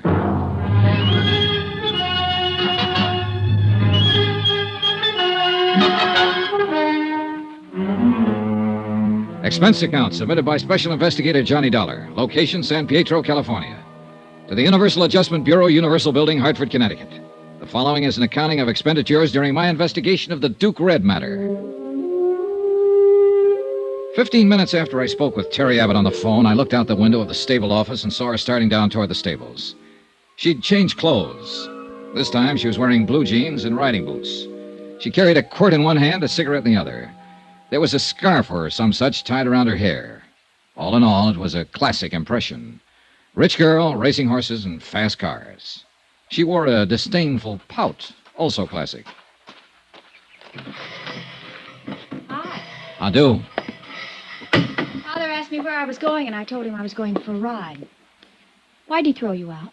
He didn't like questions I asked him, I guess. I don't know. Maybe I won't like the questions you ask me. Possibly. Probably. You don't really work very hard trying to please anyone, do you? Industrial hazard in my business. Hope it doesn't bother you too much, Miss Abbott. Nope, I like it. You're so darn sure of yourself, and you know so darn little, and you look like you might be thinking all kinds of things. How tall are you? No, let me guess. 6'1"? Not quite. Well, you're tall enough, I suppose. Do you like this office? I suppose you've been opening the files and going through all of Father's papers. That's what you're supposed to do, isn't it? Nope. Well, unless you know something about horses, the papers around here wouldn't mean much to you. Times, weights, whole schedule and chart for every bit of stock on the place. Do you know anything about horses? Just one. Duke Red. Oh. He was insured for $65,000. And he's dead now. You know, I didn't think I'd ever see you again. I wanted to talk to you before I left. What about? I didn't insure Duke Red. My father insured him. Your business is with my dad, not me, Mr. Dollar. Pardon me if I seem a little confused, but earlier today you were very anxious to tell me something about all that. Was I? Yes, you were. Hey, what is this anyway? I wish we hadn't met. But we did, and you mentioned there was no need to destroy Duke Red after he'd been injured. Now, did you say something like that to me because you were angry at your father, or did you say it because there was some truth to it? Well, now, what's that supposed to mean? Do you just stand around and pout when people ask you questions? Did you mean that horse wasn't injured, or that he was injured, but that he could have been saved? Well, did you have any reason at all for saying the things you did? I've been very upset lately. All of us around here have been very upset. Yeah, I'm getting that way myself. Duke Red was the best horse we've had around these stables in 5 years. His father was a real champion, Earl Red. Maybe you've heard of him. He earned $190,000. We've all been counting on Duke Red since he was a colt. He had it then. This was going to be his big year. When this stupid accident happened, it just turned all of us upside down. Uh-huh. Is that your explanation for the things you said to me? Yes, for the moment. Now, please, don't ask me any more questions right now. One more. What? Your father fired a couple of people I wanted to talk with. One of them was a Howard Monroe. Dad's office manager? Yes, I met him a couple of nights ago. He wouldn't talk. He was too mad. Said something about letting your father handle his own dirty business. What? Now, I don't know what that meant, and I don't think I care just now. But the other man who was fired was a horse trainer named Warner, Tom Warner. According to your father, it was Warner's neglect that caused the horse to stumble and back into the tractor blades. What? Warner isn't around here now, but he must be somewhere, and I want to talk to him. Now, where can I find out his address? He's from Baltimore, Maryland. Baltimore. What about his address? Well, it'd be in the personnel files. You can get those at the office in town, in San Pietro. Okay. Do you think he went there? I don't know. And what's more, I don't care.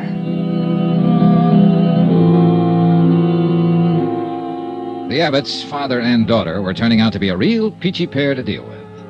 I left them in their racing farm and drove back into San Pietro and the offices, where I obtained the Baltimore address on Thomas Warner. Expense account item 4, $1.05, one telegram. To Hartford and the office of Niles Pearson, requesting a complete record of Benjamin Abbott's financial status. Item 5, $1.60, another telegram. To Thomas Warner, horse trainer, requesting him to contact me as soon as possible at the San Pietro Hotel. Meanwhile, I did what I could to establish Abbott's local credit standing. I started with a bank. Dollar? That's right. What's it about? I'm an insurance investigator. I'm working for Universal Adjustment Bureau. We have a claim in on a property of Benjamin Abbott. Duke Red? That's right, $65,000. Wow. Yeah. That's quite a load. What can the bank do for you? Tell me about Abbott's credit situation, for one thing. Oh. He does bank here, I presume. Yeah, for years. My name's Dale Ryan. We better go in my office. Sure. Grab a chair, Dollar. Thanks. Miss White? Yes, Mr. O'Ryan. Bring in Mr. Abbott's file, please. Up to date. Yes, sir. It'll take a few minutes, Dollar. All right.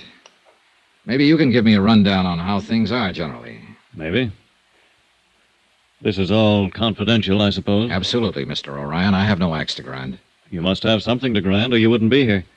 People usually try to cheat insurance companies for money reasons, don't they? Usually, yes. Have you been cheated? I don't know. I don't know if there's any reason for us to be cheated. Look, maybe it'll put your mind at ease if I just tell you that a man with a $65 claim has his financial situation checked as a matter of course. You're a careful bunch of cut-ups, aren't you? Well, business being the way it is, yeah. Well, I don't think you'll find too much to raise an eyebrow about with old Ben. He's got one of the largest balances in town.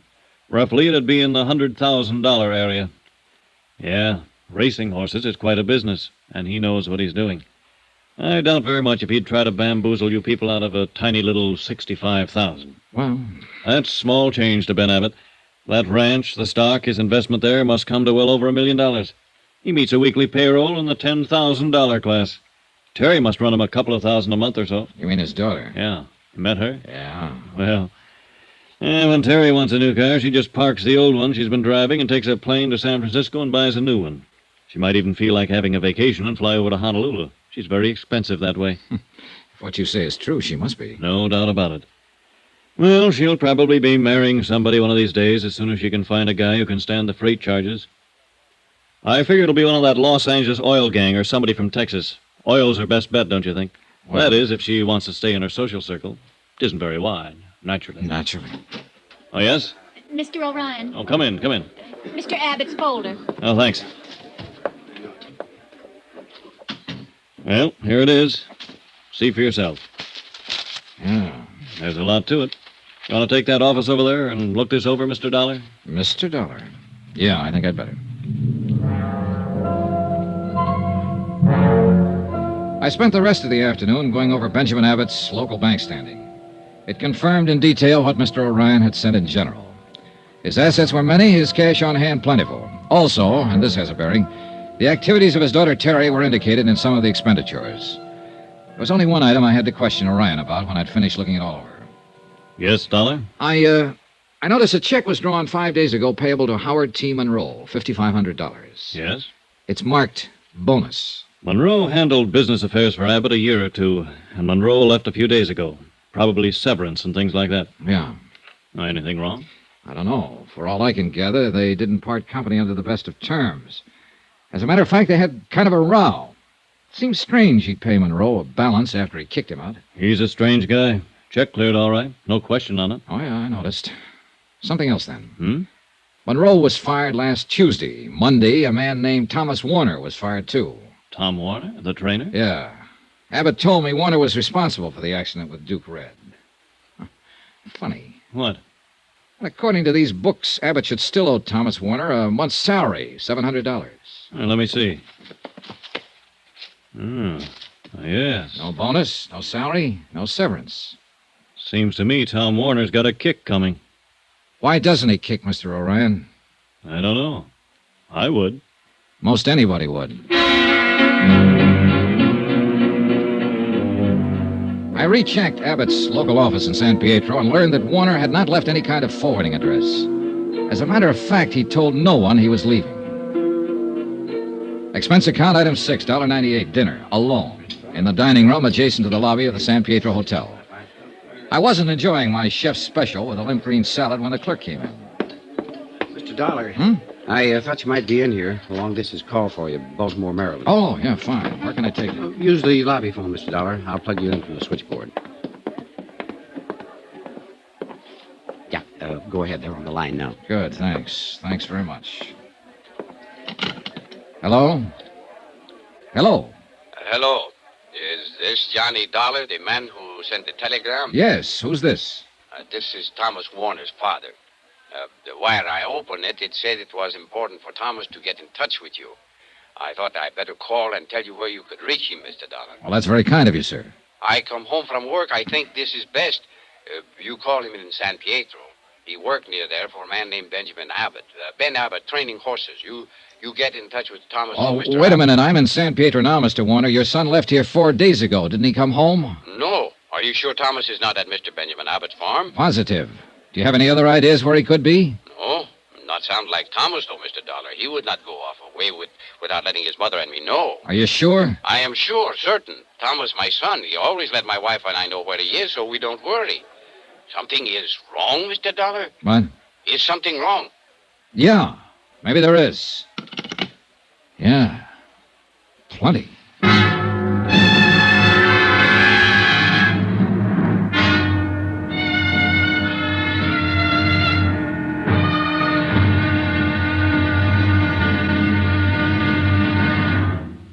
Now, here's our star to tell you about tomorrow's intriguing episode of this week's story. Tomorrow?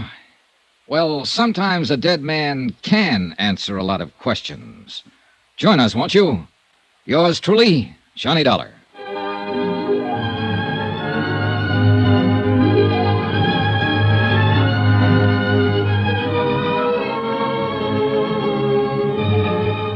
Yours truly, Johnny Dollar, starring Bob Bailey, is transcribed in Hollywood. Written by John Dawson, it is produced and directed by Jack Johnstone.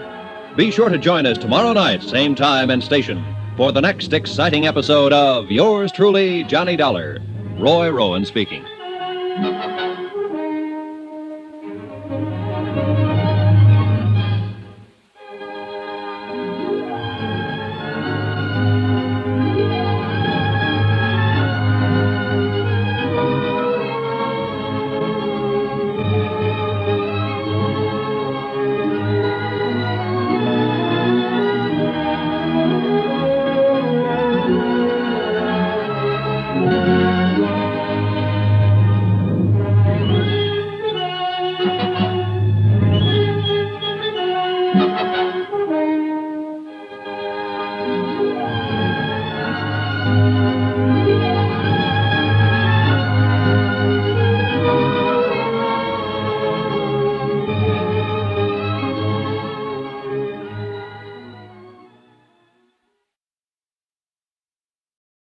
From Hollywood, it's time now for Johnny Dollar. You placed a call to the Universal Adjustment Bureau in Hartford, Connecticut? Yes, I did. We have Mr. Pearson on the line now. Go ahead, please. Thank you. Hello? Johnny? Niles. Ben Abbott's rating with Dun & Bradstreet is very good. He doesn't need any money. I still haven't determined if there was really an accident. Oh, and no one seems to know what happened to Thomas Warner. Who's that? The trainer who was supposed to be with the horse when Abbott destroyed it. One, his father called me from Baltimore. He doesn't know where he is either. Is that so? Something just occurred to me, Niles. What? Abbott's claim was filed over a week ago, yet he hasn't threatened to sue us or go to the insurance commission.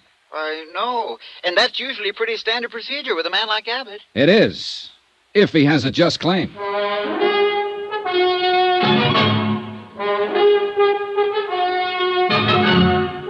Tonight and every weekday night, Bob Bailey in the transcribed adventures of the man with the action-packed expense account, America's fabulous freelance insurance investigator. Yours truly, Johnny Dollar.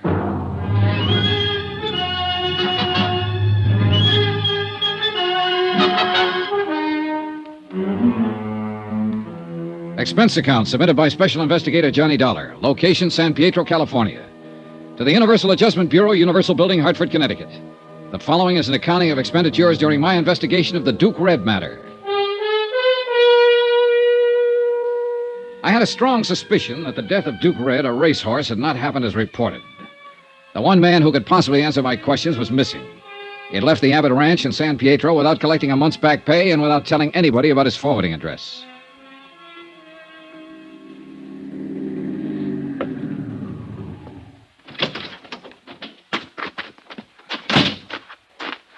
Just a minute there, sir. Hi. Mr. Dollar. Hello, Kelly. Mr. Dollar, you can make this pretty hard for me. Mr. Abbott told me I shouldn't let you on the ground. Well, now, you didn't strike me as the kind of fellow who took that order too seriously. What do you want, sir? I want Thomas Warner, wherever he is. Well, he isn't here. I know that, Kelly. I want to find out where he is. Probably went home. I talked to his father in Baltimore. His father hasn't heard from him. Oh. Wouldn't you like to know where he is? Men come and go, Mr. Dollar. You're friends with them for a little while, and you never hear from them again. I reckon that's the way we have to look at it. Now, maybe you better go now, Mr. Dollar. Suppose he didn't want to go without saying goodbye. Suppose he didn't have a choice. What do you mean? I mean, a man doesn't pass up a month's pay just to make a fancy exit. We can't talk here, sir. Where did Thomas Warner stay? He had a room off the stables, his own place. How about there? All right, Mr. Dollar. You wait for me, sir. I walked on down to the stables again and found the little apartment Thomas Warner had used for living quarters. The door was locked and I waited outside, looking over the workout tracks and the acres of rolling green turf that made Abbott Farms. In a little while, Cully appeared. I shouldn't be doing this, Mr. Dollar. Mr. Abbott would skin me alive if he knew I was having any truck with you after that big row you had with him yesterday. Well, I'm not about to tell Mr. Abbott, Kelly. I appreciate your help. This is where Mr. Warner stayed all the time he worked for Mr. Abbott. Uh-huh. You can see for yourself. It's all cleaned out, not a stitch left. Yeah. Did you happen to see Warner leave here that night? Right after the accident, he was gone. Mr. Abbott came up to the house about 9 o'clock. He told us all that Duke Red had been hurt, he had to shoot him, and that he had taken care of the rest. You mean destroying the carcass? Yes, sir. That's a pretty big job for one man. Well, I believe Dr. Gorey helped him with it, sir. He was with Mr. Abbott. Oh. Then Mr. Abbott told us that Mr. Warner was to blame for the accident and that Mr. Warner wasn't with us anymore. I wonder if any of the others saw him actually leave the premises. Well, now, we talked about that amongst ourselves. Nobody saw him go, Mr. Dollar. We thought it was kind of funny. Tom was a friendly, quiet sort of man, but he had a lot of friends here. Mm-hmm. It kind of disappointed us all, I guess. Did he have many things in this room? Clothes, mostly. He was a light traveler, Mr. Dollar. Horse training was just one thing. He worked on ships and in mining camps and lumber mills, I know that much, and he read a lot. Always seemed to be studying, finding himself. Did he have a temper? No, sir. No, sir. That's one thing Mr. Tom didn't have. Good horse trainer can't afford to have a temper. Even Mr. Abbott he could handle. All except that night, I guess. Mr. Abbott got powerful mad, I'm sure. Mr. Abbott is not an easy man to work for. How long have you been with him, Cully? 23 years, sir. We were together in Maryland before he moved the stables to California. His bad temper hasn't bothered you? Mr. Abbott was different than he is now. I mean, when Miss Abbott was alive. But then when she died and raising Miss Terry, he hasn't had it so easy. I mean, easy with himself. You know what I'm trying to say? Yeah, I think so. I worry about Mr. Abbott, Mr. Dollar. He don't seem to run himself well sometimes. You know what I mean. Yeah.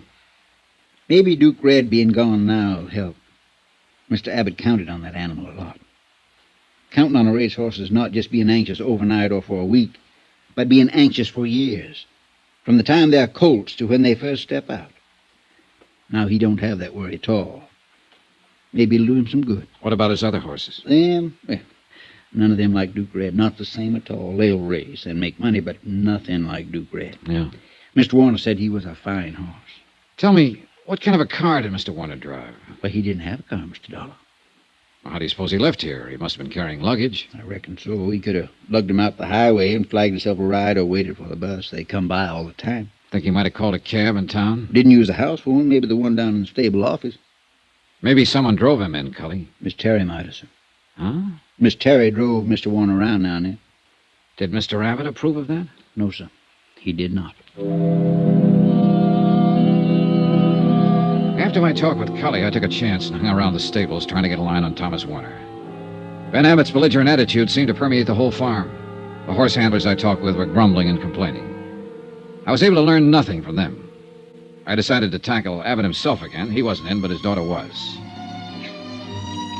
Well, you came around just the right time, Mr. Dollar. We haven't had too much excitement around here all day long. I think they're supposed to toss you out on your ear when you show up. That should be interesting. Would you like a drink? No, not right now, thanks.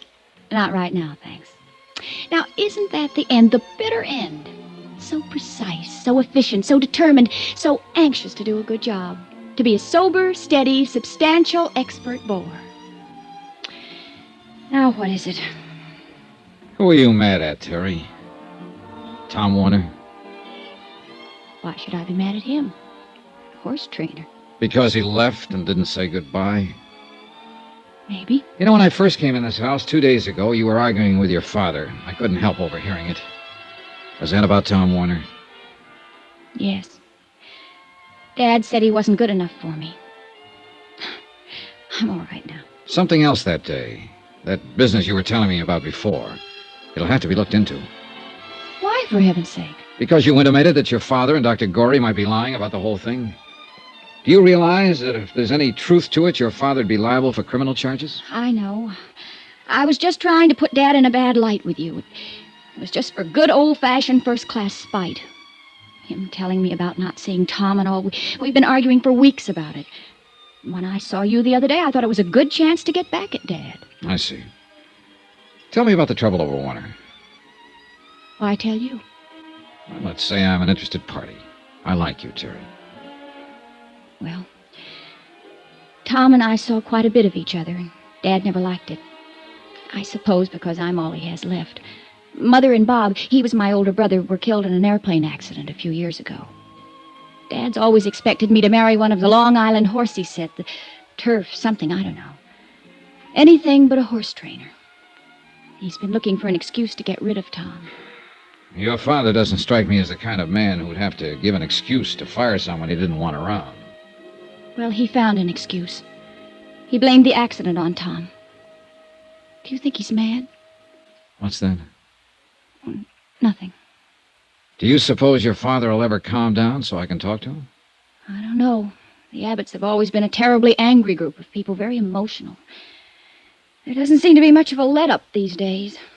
Terry, is that what you meant when you asked me if I thought your father was mad? I suppose so.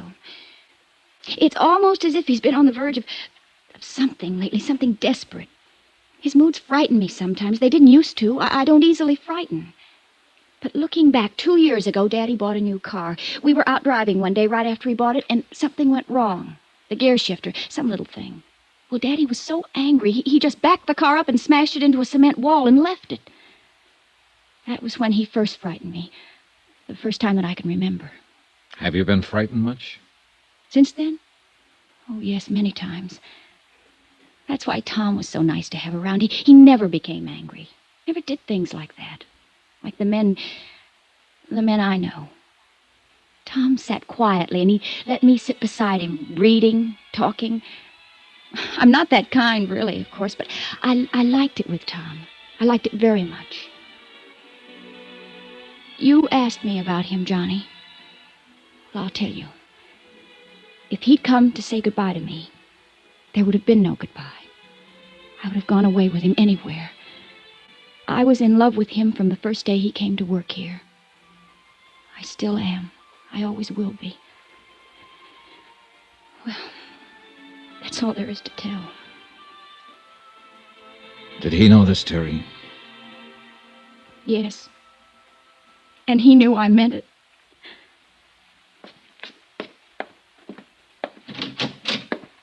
I do. Hi.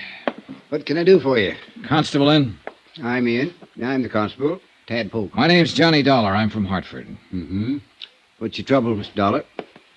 Well, I'm worried, I guess, Mr. Polk. I walked around for a long time before I came in here. Yeah, sit down. Yeah, hardly anybody drops in this time of night, unless they're drunk. How about you? Nope. No, didn't think so. Mr. Polk, I'm an insurance investigator. I've been in San Pietro 3 days now, trying to get the facts about a claim filed by Benjamin Abbott. Mm-hmm. I suppose about his horse, Duke Red. That's right, Mr. Polk. I can't seem to locate a man named Warner, Thomas Warner. Worked as a trainer for Abbott up until the day of the accident. Go ahead, sir. Warner and Abbott had an argument over the accident. Warner left. He was fired. His folks in Baltimore haven't heard from him, and they're worried. I can't seem to get a line on him myself, and I need to talk to him. Yes, well, what exactly do you want me to do for you, son? Help me find him. You sure he's missing? He isn't around. You want to make out a missing persons complaint, that it? I suppose so, yes. Yes, all right. Now, you just sign here. All right. There. You guarantee results? I might surprise you, mister. I'll let you know what happens.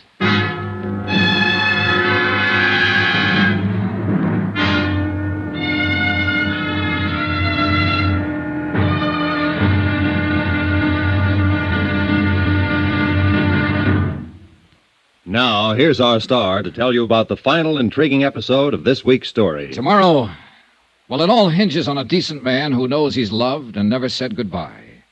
Join us, won't you? Yours truly, Johnny Dollar.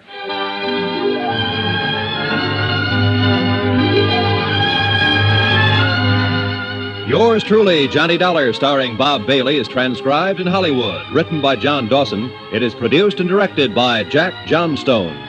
Be sure to join us tomorrow night, same time and station, for the next exciting episode of Yours truly, Johnny Dollar. Roy Rowan speaking.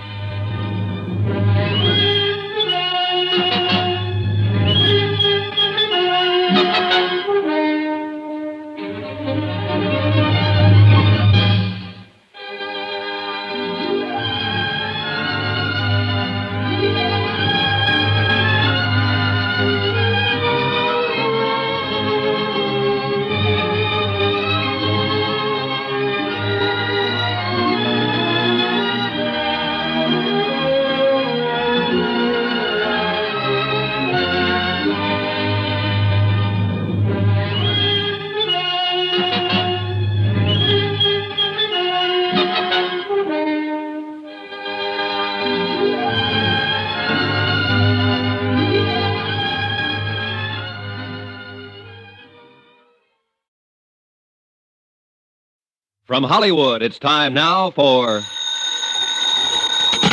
Johnny Dollar. This is Dr. Gorey.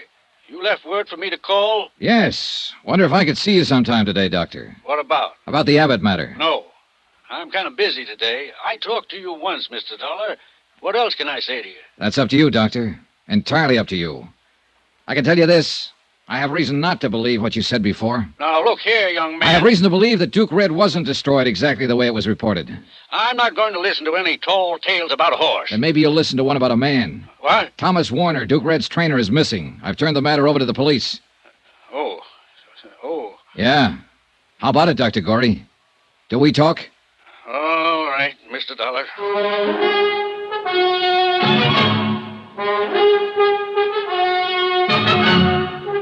Tonight and every weekday night, Bob Bailey in the transcribed adventures of the man with the action-packed expense account, America's fabulous freelance insurance investigator. Yours truly, Johnny Dollar.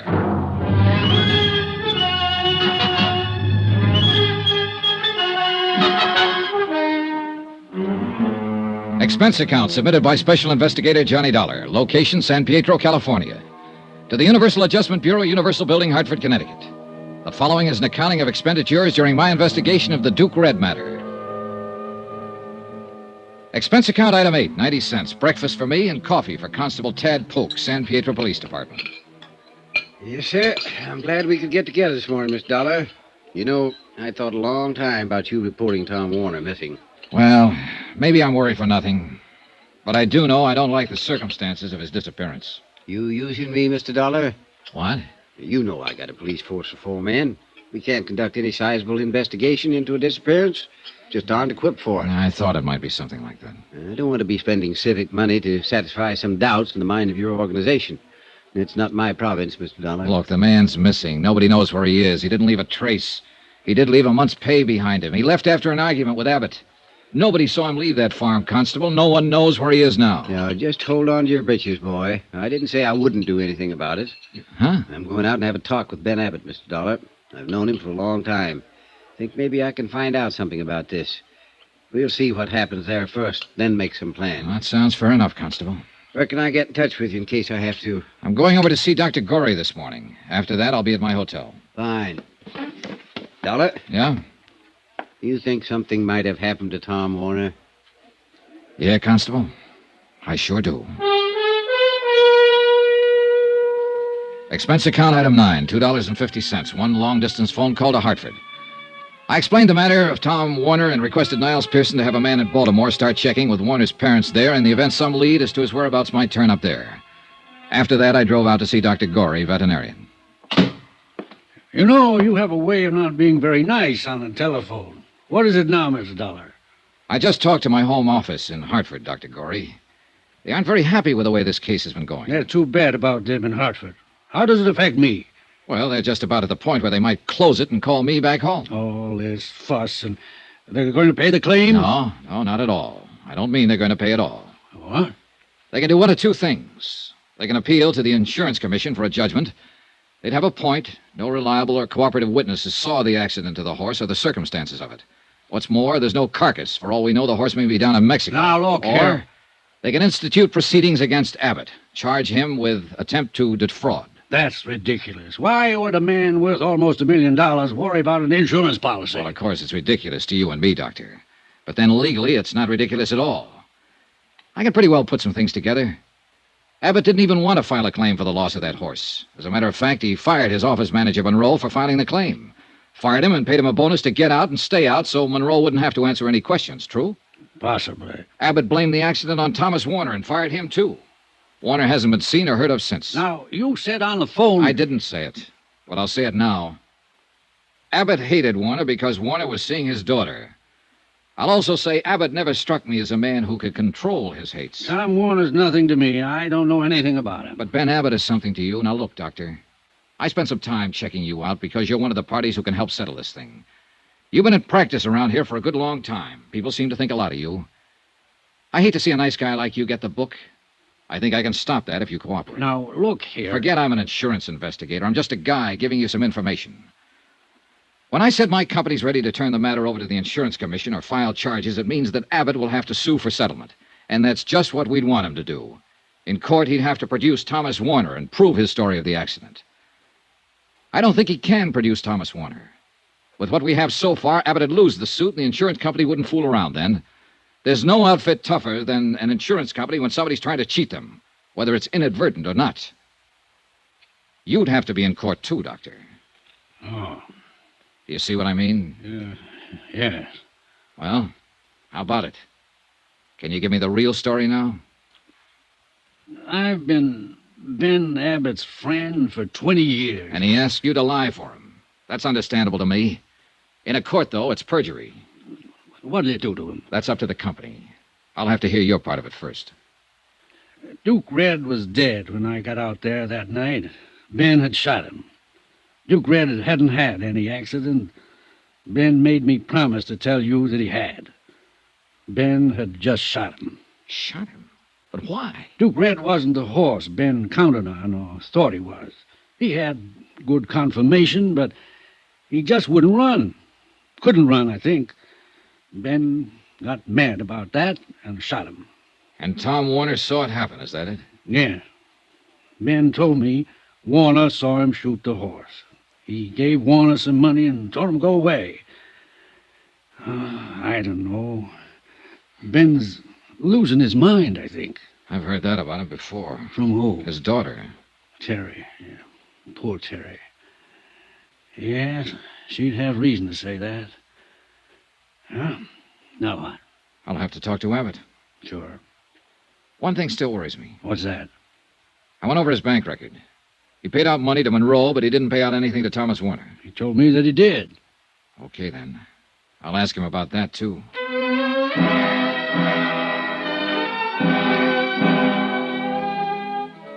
Expense account item 10, 35 cents. I lost it in a payphone trying to get in touch with Ben Abbott. No one answered, so I drove on out to the farm. The short winter day was over when I got there. Darkness had already come over the fields.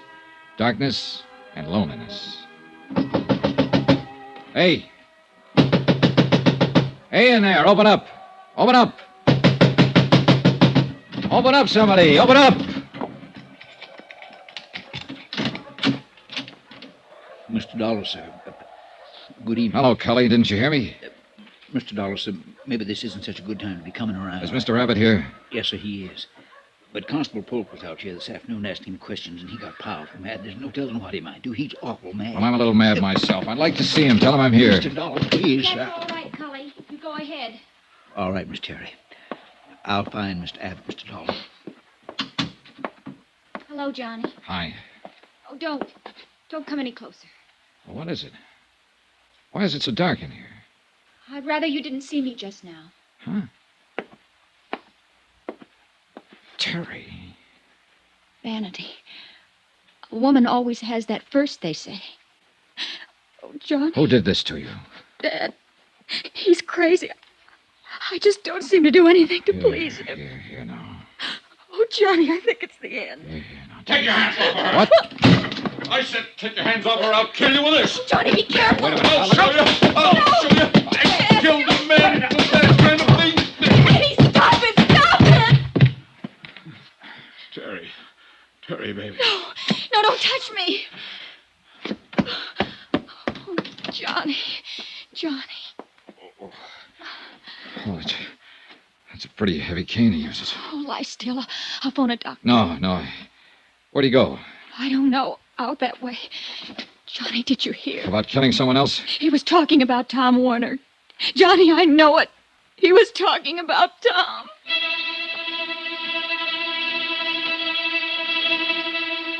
I placed a call to Constable Polk's office, told him what happened. He said he'd start right away. After that, I took a look around the grounds. All the cars were still in the garages. Then I heard some sort of disturbance down by the stables. Down there! Don't come any closer. I've got a shotgun this time. I have a gun, too, Mr. Abbott. Go away from here. Get in your car and go away from here. The police will be here in a few minutes. Look, this won't do you any good. Abbott, did you hear me? It'll be better for you if you're in the house, ready to make a statement for them when they come. I know that Dr. Corey lied for you, Abbott. I know that you killed that horse deliberately. Abbott! I told you to get away from here. You said you'd kill someone. You were talking about Tom Warner, weren't you? You killed him because of Terry. Last warning. Go away. I won't go away. But you'd better throw that gun away and come on out here. I'm not afraid of you, the whole bunch of you. You're just being foolish, Abbott. Like you were the day you smashed up a new car because some little thing on it didn't work. The way you killed that valuable horse because you didn't like his running. The way you killed Tom Warner without reason. You're smashing your whole life now this way. Put down that gun and come out. Abbott! That's enough.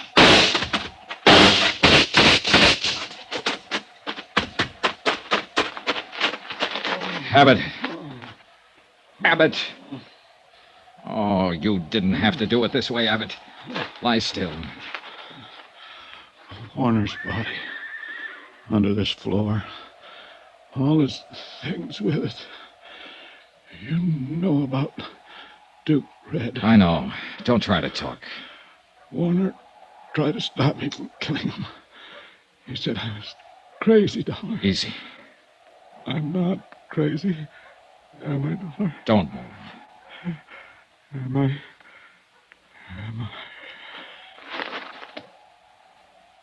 No. You're not crazy. Not anymore.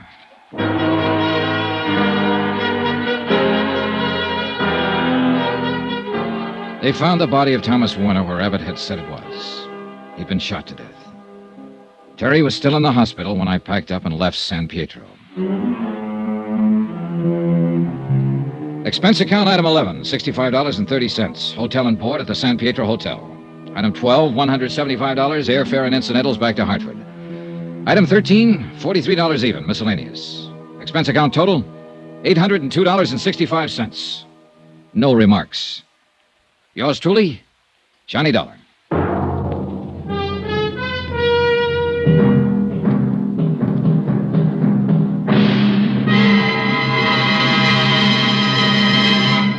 Remember, there'll be another intriguing story for you beginning next Monday night. Next week, the Flight 6 matter. A story involving a girl so beautiful that men were willing to kill for her. Join us, won't you? Yours truly, Johnny Dollar. Yours truly, Johnny Dollar, starring Bob Bailey, is transcribed in Hollywood. Written by John Dawson, it is produced and directed by Jack Johnstone. Heard in this week's cast were Barbara Fuller, Barbara Eiler, Herb Butterfield, John Stevenson, Parley Bear, Will Wright, Robert Bruce, and Forrest Lewis. Musical supervision by Amerigo Marino. Be sure to join us on Monday night, same time and station, for another exciting story of yours truly, Johnny Dollar. Roy Rowan speaking.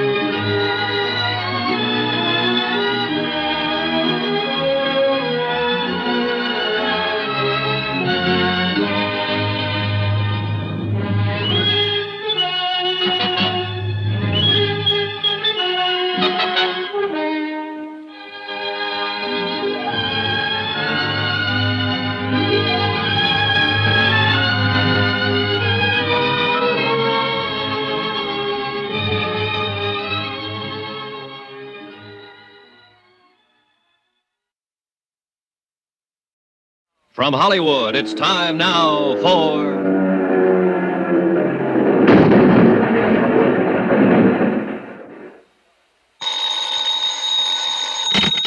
Johnny Dollar. Pete Codley, Johnny. Guaranteed transport. Oh, hiya, Pete. Seen the papers? No, I just got up. Why? What's happened? Air crash, for one thing. Air crash? Where? Mexico. Flight 6, Aztec Caribbean line, Mexico City to Havana. Crashed in the mountains 10 minutes after takeoff. 7 passengers and a crew of 3. Survivors? The way it sounds, none. Oh, tough. How do you come into it, Pete? We underwrite a company that handles flight insurance down there. 3 of the passengers bought policies at the airport. We're stuck for $75,000. This is a nice time of the year in Mexico, Johnny. What do you want me to do? Find out why it crashed? No, I know why it crashed. Somebody meant for it to. What do you mean? That plane blew up in midair. I'll get you a reservation.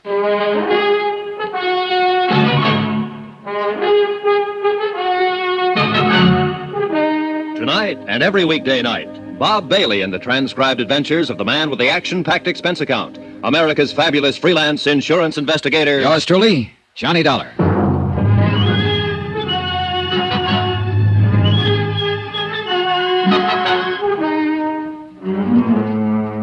Expense account submitted by Special Investigator Johnny Dollar to the Home Office Guaranteed Transport Insurance Company, Hartford, Connecticut.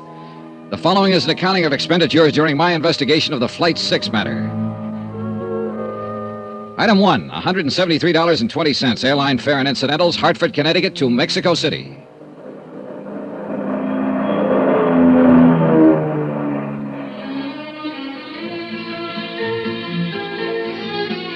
I checked my baggage through customs and started making inquiries, and more inquiries, and then some more. And after the 14th Quien Sabe, maybe is better you ask him, I found the office I was looking for. Or at least I thought I'd found it.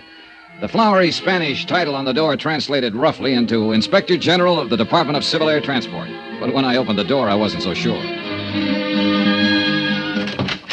Come in, Jack. Make yourself to home. Oh, I'm sorry. I was looking for You found him. That's me. Don't let the big words on the door fool you. I'm all there is. There ain't no more. So come in. Shut the door. All right, thanks. Is your name Dollar? That's right, Johnny Dollar. Macklin here. Macklin. One-time mongrel from the south side of Chicago. I got a wire from your office. Said you'd be in on Pan Am Flight 12. Pull up a chair and squat, will you? All right. Or what were you expecting? Spanish grandee with a white silk shirt, a black silk tie, and a second cousin on the cabinet? Well, maybe. At least I wasn't figuring on a Southside Mick with a 17th century desk and a cotton sweatshirt. Well, now, here's what little dope we've got on the crash. Most of it you probably know already. I left on 20-minute notice. All I've seen is one newspaper item. I can use a lot more. Well, you won't get much more out of that report. We got a crew over at the wreckage around 2 hours ago. Survivors? No, he didn't have a chance. That crate is scattered over 10 acres of mountainside. Didn't catch fire, though, so we might turn up something or other. Oh, I got a good man in charge up there, Juno Romero. You'll meet him later. I'm sending another jeep up there in a few minutes, and you can go along if you want. Thanks, I will. My company figures sabotage. Any chance they're wrong? Could it have been accidental? Equipment failure, personnel failure, something like that? Well, if I thought so, I'd be up there at the wreck myself. That'd be my kind of job. But this one's different. You know, it's detective work, your kind of job. And Juno Romero's. Now, he talks as soft as a girl out of finishing school. Looks a little like one, in fact. But underneath it, he's as sharp as a tack and tougher than an old boot full of nails. What actually happened when the plane went down? All I've heard is that it blew up in midair. That's right. Well, a few Indians were the only ones who saw it. They were burning charcoal up on a slope at about 9,000 feet. They were watching the plane circle, gaining altitude. Then one big flash, the tail blew off. Pilot didn't have a chance. He rode it straight into the side of the mountain. The tail? That sounds like the baggage compartment. That's the way I figure it. An explosive of some kind. A time bomb smuggled on board before the takeoff. I'm covering that angle from this end. I'm rounding up every one of the baggage gang, the maintenance crew, anybody who had a chance to get near that plane before it left the field out there. And what have you found out? Right, so far, nothing. We're trying to check back, too, on the individual passengers, the plane crew, trying to find out who might benefit by having any one of them dead. Well, I guess that'll be your angle, too. Yeah, at least as far as insurance is concerned. Well, there were 3 flight policies issued, and the names are in the reports here. Yeah, I know. I've got them. The Home Office gave them to me, along with the names of the beneficiaries. I haven't talked to any of them yet. I figured that you know how to go about it better than I would. Now, there's another possible insurance angle, and that's the cargo. Do you know if there was anything valuable on board? Worth destroying for the insurance, you mean? No, it was done by somebody who deliberately set out to kill one of the 10 people on board that plane. And who didn't mind killing 9 others to get that one. It was premeditated, cold-blooded. Now, you get him, Johnny. Get him for me, and then just leave me alone with him for about... Come in. One of you is Senor McLean, Inspector General del Departamento... Yes, that's me. What can I do for you, Jack? They will not give to me any information, Senor McLean. Not the police, nor the airline office, nor Who anyone. are you, and what information do you want? I am Ramon de Lagos, Senor, and I am here... De Lagos? Wait a minute. That's the name of one of the... Yes. Look, are you related to Maria de Lagos? My wife. She was on the plane. Now tell me, please, what news do you have? Have you reached the scene of the crash? Yes, we have. 2 hours ago. And what did you... Is there any chance? I'm sorry, there were no survivors. No. Oh, no. I'm sorry, Senor de Lagos. It is too terrible.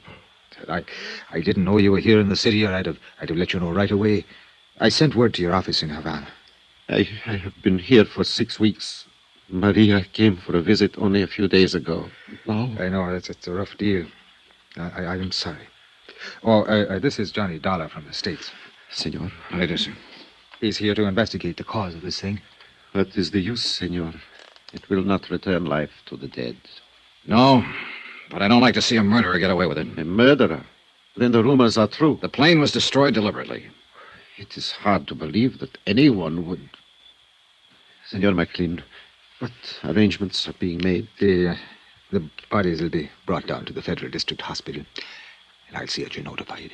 Gracias, senor.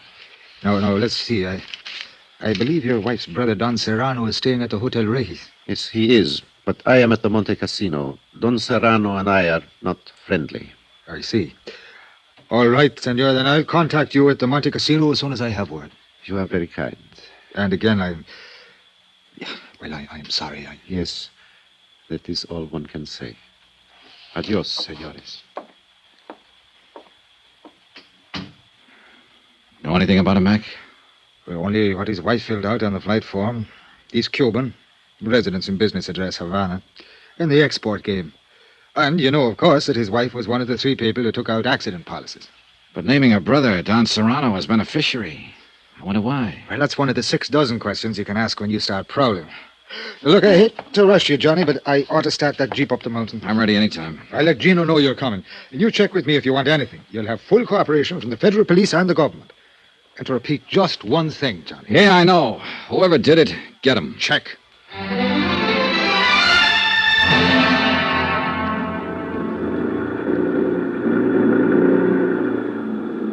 The jeep driver was a young Mexican boy who'd been brought up in the best and wildest chauffeuring traditions of the capital.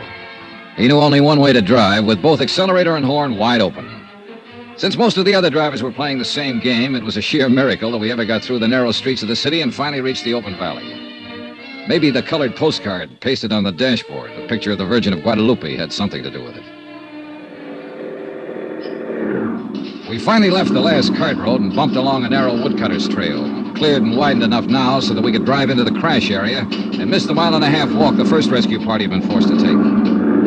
For some reason, only a small part of the wreckage had caught fire and burned, and the rest was strewn piecemeal along a great raw gash through the trees and brush. Men in uniforms of the Mexican army searched through the tragic debris, lifting, sorting, and collecting. And nearby, a silent group of Indians were watching, with the age-old sadness in their eyes. You are Senor Dollar, no? Yes. Gino Romero, senor. Oh, glad to know you, Gino. It's a terrible thing, no? Yeah. Any ideas yet? Not of importance, but it's certain nowadays. It was caused by one explosion which has occurred in the baggage compartimento. Véngase. Come on. We have found many pieces which can be identified, can be known which part of the plane they are in before the crash. I see. Toward the front, these pieces are more large, but in the back, near the tail, they are very little. Here, you look. These are pieces of the baggage, muy pequeño, very tiny. Oh, yeah. The crash itself wouldn't have done this. It had to be an explosion. Seguro. Look, it's burnt a little, each one of these pieces, but these more big ones from the seats of the plane, they are not burnt. Here, you smell these ones. Yeah, I see what you mean. Either dynamite or nitroglycerin. Was dynamite. We have found little tiny pieces of red paper from the wrappings on the sticks. Was dynamite. Any idea how much? How big a charge? One of the soldados, Pascual, who have used much explosive, is think maybe 30 or 40 pounds. Light enough to be put on board in a piece of luggage. It's going to be tough, Gino. Plenty tough to. They're bringing out the bodies. The Indians set up a low, wailing dirge, and one of them tapped softly on a native drum. A wordless terror before the ancient mystery, death. One by one, the bodies passed us, borne by the silent soldiers. Padre de Dios, may they find peace. Then, for the first time, I noticed the girl, standing alone some distance away, watching without expression as the stretchers passed her. She was young, blonde, and beautiful. Not conventionally so, but beautiful as a young animal is beautiful. And she looked very much out of place. You are observing the señorita, no? What's she doing up here? ¿Quién sabe? She's strange, that one. Always she's look for danger. She's what you say, the daredevil. But it's like she's always have the charm. Death has never found her. So perhaps she has come here to look on his face. Do you know who she is? Well, see? She's American. Her name is Marvel Terrence. Marvel Terrence. You have heard of her, senor? I'd heard of her, all right. And I'd wondered what kind of a girl would have a first name like Marvel. And now I knew. Partly, at least. And I planned to find out a whole lot more. 3 of the people who died on that plane had taken out flight policies. Maria de Lagos was one of them. The other 2 were men, both of whom had named as beneficiary Marvel Terrence.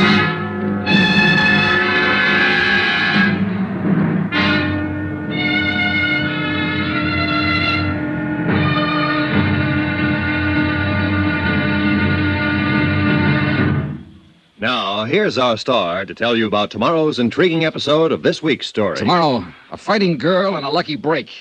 And then murder cancels the score. Join us, won't you? Yours truly, Johnny Dollar.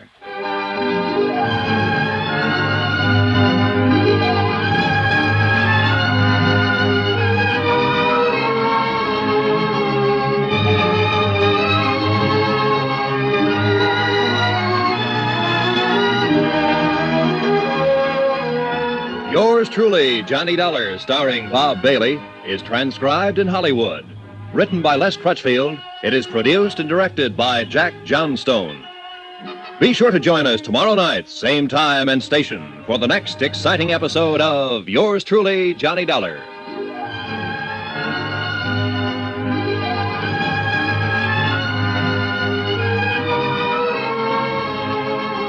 This is Roy Rowan speaking.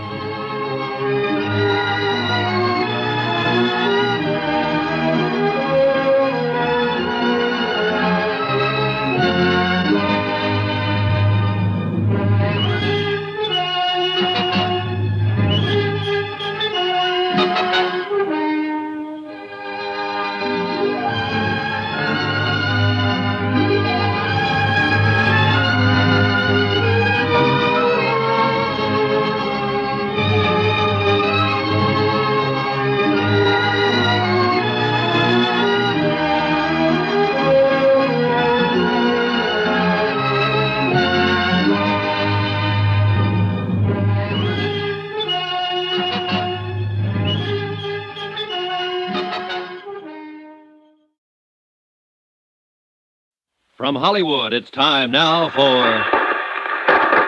Johnny Dollar here. Go ahead. Macklin, Johnny. Is Gino around? Yeah, he's over across the slope at the moment. They're getting the bodies out of what's left of the plane. Well, how does it look? Anything new? Nothing we hadn't already guessed. There was an explosion, all right. Dynamite in the baggage compartment. Probably put on board a piece of luggage. Well, that figures. I've run into something down here in the city along those same lines. What do you mean? The ground crew remembers one of the baggage handlers acting strange before Flight 6 took off last night. A man named Ramirez. What do you mean strange? They say he had one suitcase that he wouldn't let any of the other handlers touch. Put it on the plane himself just before takeoff. Hey, you know anything about tigers, Mac? Tigers? I'm about to tangle with one.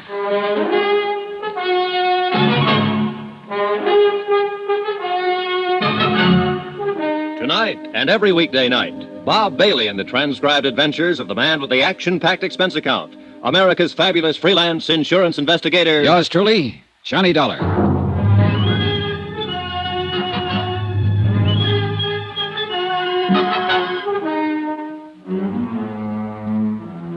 From Special Investigator Johnny Dollar, location Mexico City, to the Home Office Guaranteed Transport Insurance Company, Hartford, Connecticut. Assignment, the Flight 6 matter. Expense account continued. I was taking Gino Romero's word for it that the girl was a tiger. His word and my own instincts. At first glance, she seemed soft, shy, and lovely. Then you sensed a wildness about her, a kind of suppressed violence that brought you up short and made you stop and reappraise her. She leaned against a tree, watching the bodies of the plane crash victims being carried down the slope and placed in the Army Jeep, with no sign of emotion on her face. Cool, detached. She had no reason to be here, and I wondered why she was. The only way I knew of finding out was to ask her. Yes, what is it? You're Marvel Terrence, I believe. That's right, and I've not met you somewhere before. No, but you're about to. My name is Johnny Dollar. I'm an investigator for an insurance company up in the States. I'm sure it must be very interesting work. Sometimes, on some jobs. Other times, it's only dirty and disgusting. Like this time, for instance. Well, we all have our problems. Maybe I can help you with yours, Miss Terrence. Run along, will you? I'm not in the mood. Oh, you amaze me. I think that seeing 10 bodies picked up and hauled away ought to put anyone in a gay, carefree mood. Look, beat it. You came out here sightseeing, didn't you, 20 miles from town? So you must like this kind of thing. I had friends on that plane, Mr. Dollar. So did a lot of other people. But maybe not as good friends as you had. I don't know what you're talking about, and I don't care. E.H. Palmer and Jim Rourke? Were those your friends, Miss Terrence? Now, let's get this straight. I'm not interested in playing footsies or any other game you have in mind. You're wasting your time, Buster. Now get going. Oh, wait a minute. Maybe you've got the wrong idea. This isn't just a social chat. No, you want to help me with my problem. Just one problem. I'm wondering how you're going to spend that $50,000. What? Yeah, that's a fair-sized chunk of money to drop right out of the sky. What are you talking about? What $50,000? The money you'll get from the deaths of your two friends, Palmer and Rourke. What do you mean? Say, tell me, were you with them at the airport last night when Flight 6 took off? Yes, I was. Then you must have known that they both took out flight policies, and that both of them named you as beneficiary. No. No, I didn't know. I wasn't with them exactly. At least not up until takeoff. Then you claim this is all just a big surprise. Of course, I didn't know a thing about it. But it's just like them. It's what they do. Why did you come out here to the wreck, Miss Terrence? I don't know. Ed and Jim were my friends, and I don't know why I came, Mr. Dollar. She came because I brought her, mister. No, Bill. But I didn't bring her here to be pushed around by some morbid curiosity hound. No, please. This is Johnny Dollar, Bill. He's an insurance investigator. Bill Blakely, Mr. Dollar. Hello? He was asking me some questions. Why you? Because Ed and Jim both took out insurance policies in my name. What? Flight accident policies, $50,000 worth. Well, Mr. Blakely, you said Miss Terrence is here because you brought her. I wonder if you'd tell me why you're here. I don't know that it's any of your business. Sometimes I make things my business. Then sometime you may get your teeth knocked out. They're in pretty solid, Blakely. Yeah? Well, maybe... Bill, stop it. Sorry, Marvel. Ed Palmer and Jim Rourke were Bill's business partners. What business, Mr. Blakely? Engineering. We're building some roads around Mexico City. How many partners? Just the three of you? Yes, just... That's right, Dollar. The business belongs to me now. What about it? Nothing about it. Congratulations. One more crack Bill, like I that. said stop it. Let's go, Marvel. I've got to get back to town. Wait for me at the truck. I'll be there in a few minutes. All right. Suit yourself. Dollar, just one thing. Don't push me. Blakely, 10 people died over there on that hillside last night. They were murdered. I intend to find out who did it. And if it takes pushing to find out, then I'll push. See you around. Yeah. You probably will. This thing hit Bill pretty hard, Mr. Dollar. You have to make allowances. How long have you known him? A couple of months. And Palmer and Rourke? The same. It's nothing serious, nothing romantic, if that's what you're thinking. It was all just for fun. Was that all it was on their side? Oh, men always claim to be serious. But that's only part of the game. What else do you do, Miss Terrence, beside play the game? That's all. I'm a wealthy orphan, Mr. Dollar, and my only career is drifting around the world playing the game. I'm ornamental, irresponsible, and rather useless. Maybe not entirely useless. Just being ornamental has some importance in this world. So you play too, huh? I meant it. I guess I was pretty obnoxious when you spoke to me a while ago. Well, I suppose I asked for it. I'm staying at the Hotel Monte Cassino. Are you? I'd like to see you again. I could teach you the game, Johnny. Well, that's a very attractive offer. Outside of business hours. But you think I'm mixed up in this? No, I'm not sure. Well, think about it, Johnny. You can call me at my hotel. The Monte Cassino. That's where DeLagos is staying. Happen to know him? Ramon? Well, yes, of course. Why? Well, one of the passengers killed on that plane was his wife. Didn't you know? I saw the name DeLagos, but I didn't even know he had a wife. Another, just for fun? I think you've got some wrong ideas about me, Johnny. Come see me and I'll straighten them out for you. All right. I will. And something else. You'll find it out anyway, so I may as well tell you. Tell me what? I had reservations on Flight 6, too. I was going over to Havana for the weekend. I canceled out at the last minute. I see. Maybe that's why I came out here, to see for myself. I'm not afraid of death. I've tempted it too many times to be. But it does fascinate me.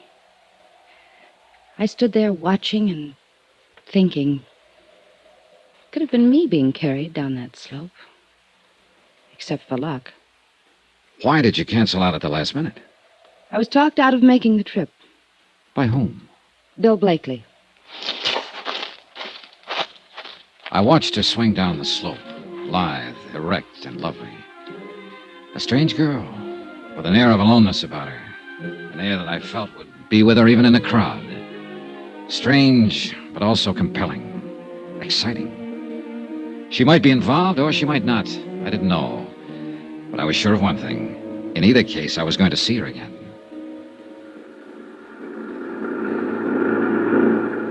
An hour later, Gino Romero and I were heading back toward the city in the government jeep, leaving behind us the wrecked plane, the crushed trees, and the lonely slope on the mountain. You have found the young lady of interest, senor? Yeah, I found her of interest. Always she's doing the crazy things. Daredevil, flirting with the eyes, looking for danger. Playing the game, she calls it. Si, senor. Playing the game. Qué lástima. It is too sad that 10 persons are not be playing the game now anymore. Oh, it's all right, Gino. I'm not that much under her spell. ¿Qué dice? If she's guilty in any way, I'll pin it on her just as quick as the next one. But I did It's not all right, mean that. forget it. No, I do not think she's guilty. It is not a thing she would do, and she does not need the money. She's very rich. Do you know that? Everybody says so. Well, that's what I mean. It's worth checking into. Es posible, but I still do not think she would do such a thing. It is too terrible. And she's too beautiful. Maybe I ought to give you the advice, Gino. Before the beauty of a woman, senor, we are all as brothers, like Senor Blakely. I see he will look very disturbed. Yeah, he did get a little hot under the collar. What do you know about him, Gino? Almost nothing. He's come here for 3 months now, making the road. And his partners, Palmer and Rourke, were killed in the plane crash. What do you know about them? The same. Nothing. They all arrive together. Always they work together, play together. Then along came Marvel Terrence. True. They were all rivals for the senorita. And there is one thing. What's that? They have the building for the machinery outside the city, the warehouse, you call it. What about it? In this warehouse, they keep much dynamite.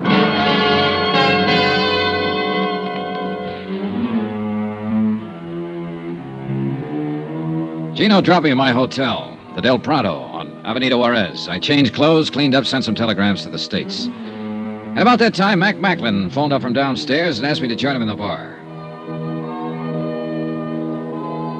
Expense account item 3, $16.40. Drinks and dinner with the chief inspector of the Federal Department of Civil Air Transport.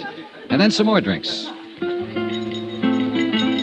I've been here 7 years, Johnny. I like it. I feel at home here. I like the people and their way of life. But it'd still be good to see all Shy again. The snow piling up along the loop, and the wind ripping in off the lake. The crazy little joints along Baker Street. When were you there last, Mac?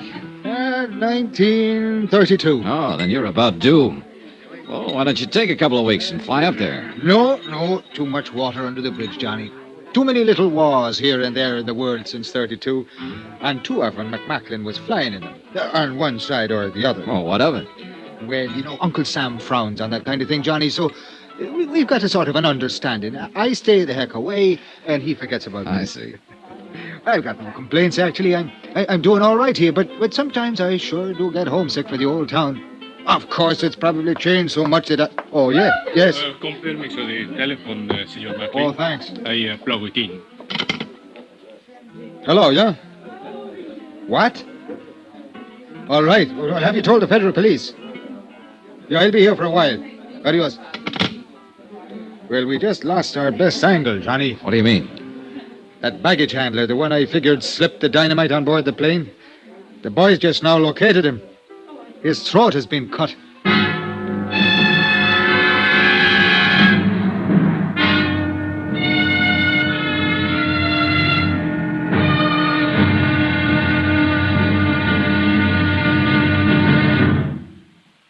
Now, here's our star to tell you about tomorrow's intriguing episode of this week's story. Tomorrow, a bereaved relative lies, a frustrated lover comes up fighting, and a lovely lady in the case just vanishes.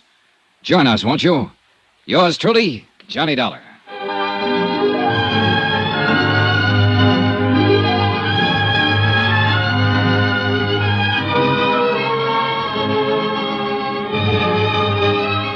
Yours truly, Johnny Dollar, starring Bob Bailey, is transcribed in Hollywood. Written by Les Crutchfield, it is produced and directed by Jack Johnstone. Be sure to join us tomorrow night, same time and station, for the next exciting episode of Yours truly, Johnny Dollar. Roy Rowan speaking.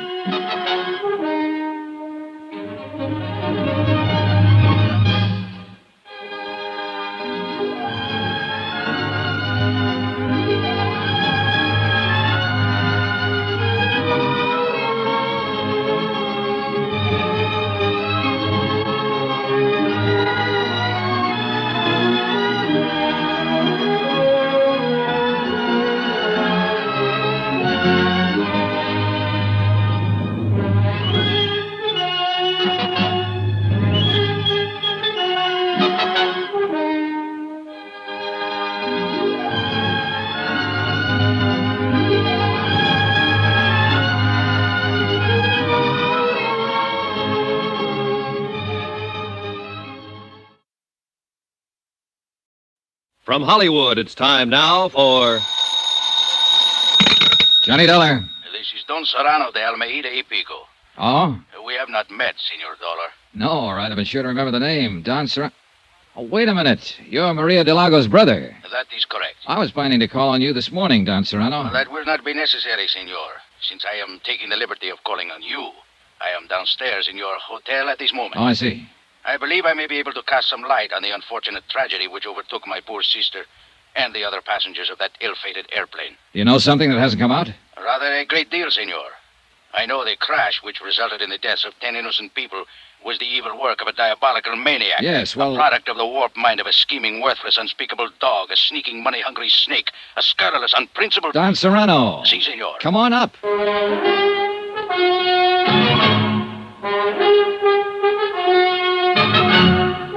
Tonight and every weekday night, Bob Bailey in the transcribed adventures of the man with the action-packed expense account, America's fabulous freelance insurance investigator. Yours truly, Johnny Dollar.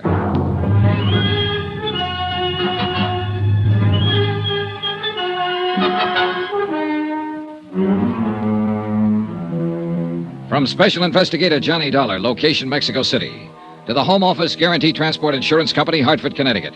Assignment, the Flight 6 matter. Expense account continued. Item 5, $3.90, room service. Breakfast for myself and a pot of coffee for my visitor, Don Serrano de Almeida y Pico, I think. He was a thin, straight man with a small goatee and the face of a hawk. Stiff, formal, unbending. A classy grande type from an old school long out of business. And a man of much suppressed violence and hate. Once upon a time, Senor, there existed a gentleman's code for the settlement of such matters as this. The duello, as it was called. But we are living now in lesser and more decadent times. A man is no longer permitted to kill his enemies. He must suffer interference by the police, the Civil Air Transport Department, the government. And even special investigators from the States, huh? Is that what you mean? I was not speaking personally, Senor Dollar. You are as much a victim of the times as I am. Well, it doesn't seem to be irritating me as much. More coffee, Don Serrano? Gracias, no. Perhaps it is because you have not lost your dearly beloved sister, Senor. Oh, maybe. In that, at least, you have my sympathy. But let's get to the point. You've done quite a lot of talking about wanting to kill somebody, but I'm still not too sure who or why or what. It is very simple, Senor. Not to me. Suppose we start at the beginning. As you like. But who can ever say what is the beginning of anything? All right, then let's be arbitrary about it. Let's start 3 weeks ago when your sister Maria came here from Havana to join her husband, Ramon de Lagos.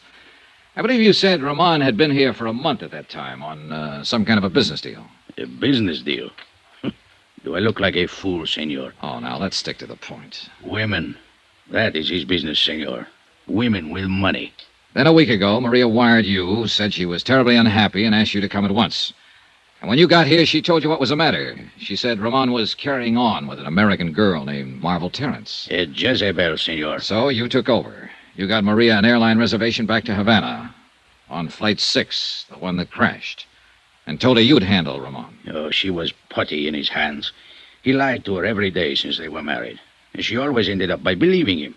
I told her in the beginning he was interested only in her wealth. Which amounts to how much? Oh, much. Even after Ramon's foolish dissipation over the last few years. What happens to her estate now? Half of it she was permitted to dispose of as she wished. She made a will some time ago in favor of Ramon. Against my advice, I may say. What about the other half? Now, that reverts to me, senor. Oh? It is a matter of family tradition.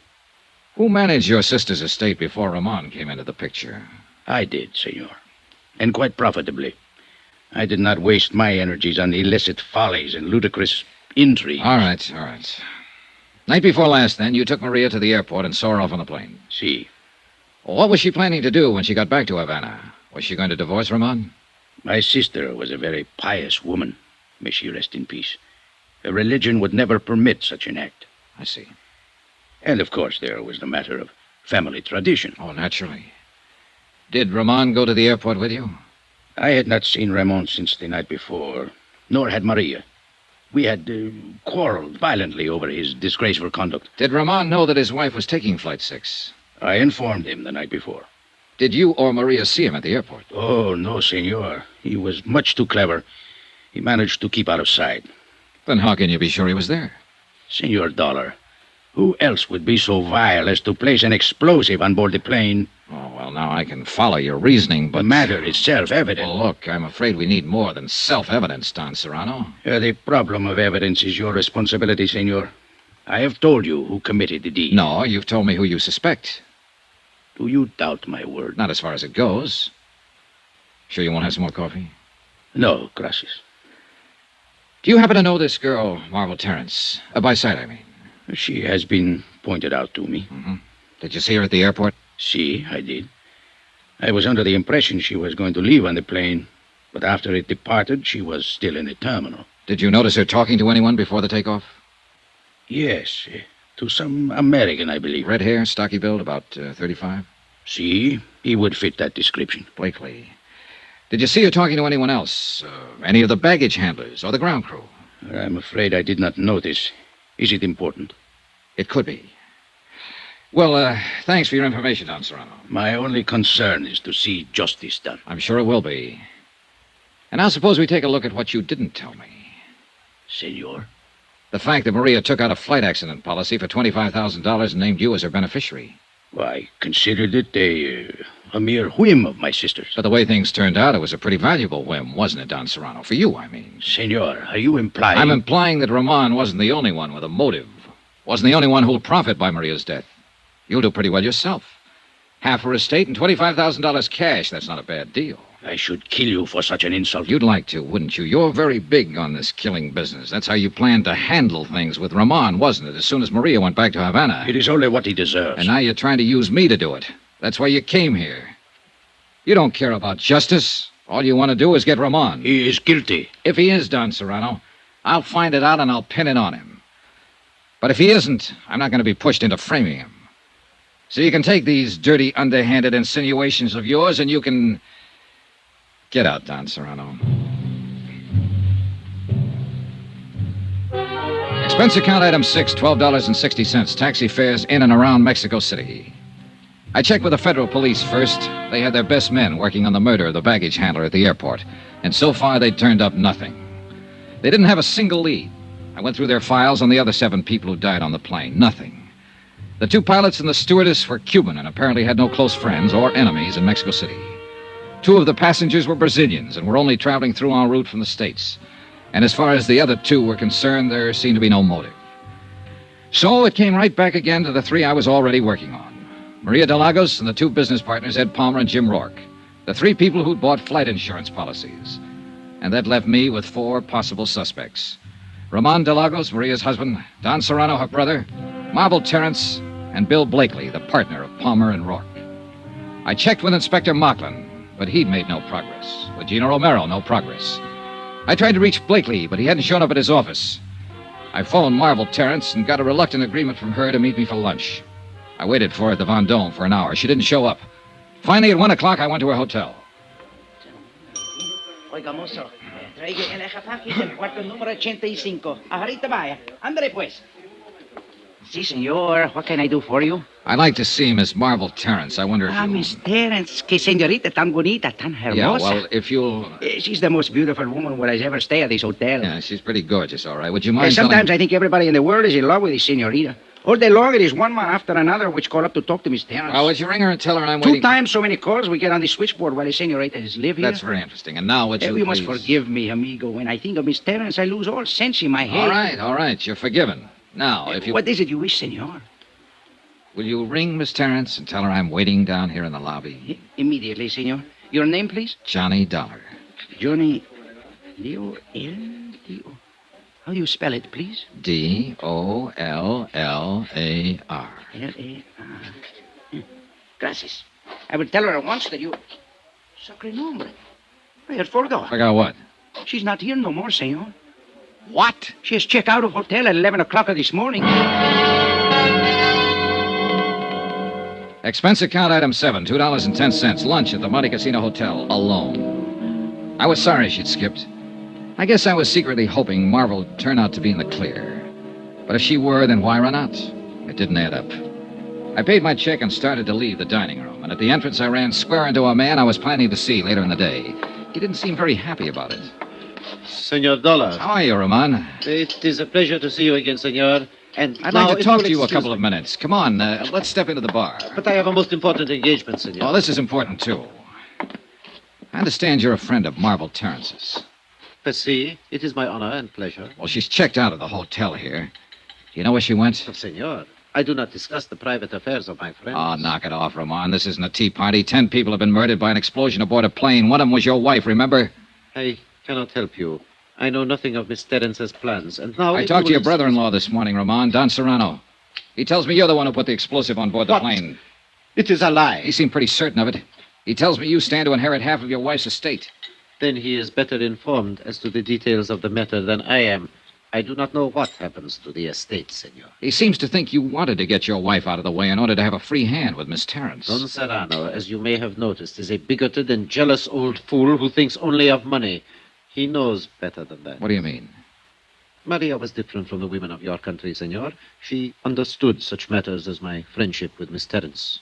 And accepted them? Except such times as Don Serrano goaded her into being foolish, yes. It is a difference of the Latin temperament, senor. I see. Then there was no trouble between you and Maria? None of importance. The trouble was Don Serrano. He has hated me from the day of our marriage, because from that moment on he no longer had any control over Maria's fortune. If you wish to discuss this further, senor, I will be happy to do so later, but I must leave now. Con su permiso. I watched him hurry out of the hotel. I had no real reason to stop him and no authority to. On sudden impulse, I crossed the lobby to the public phones, called the Hotel Regis, and asked for Don Serrano de Almeida y Pico. Don Serrano had checked out. No forwarding address. I called the Del Prado and asked for Bill Blakely. Mr. Blakely had checked out. No forwarding address.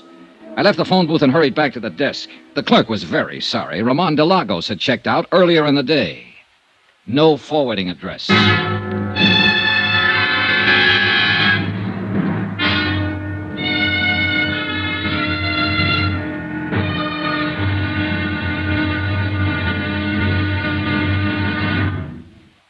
Now, here's our star to tell you about tomorrow's intriguing episode of this week's story. Tomorrow, a rendezvous in a tropic port. And a lot of things come together. Things like romance, desire, and death. Join us, won't you? Yours truly, Johnny Dollar.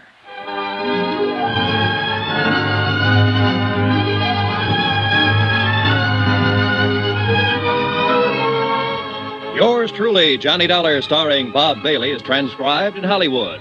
Written by Les Crutchfield, it is produced and directed by Jack Johnstone. Be sure to join us tomorrow night, same time and station, for the next exciting episode of Yours truly, Johnny Dollar. Roy Rowan speaking.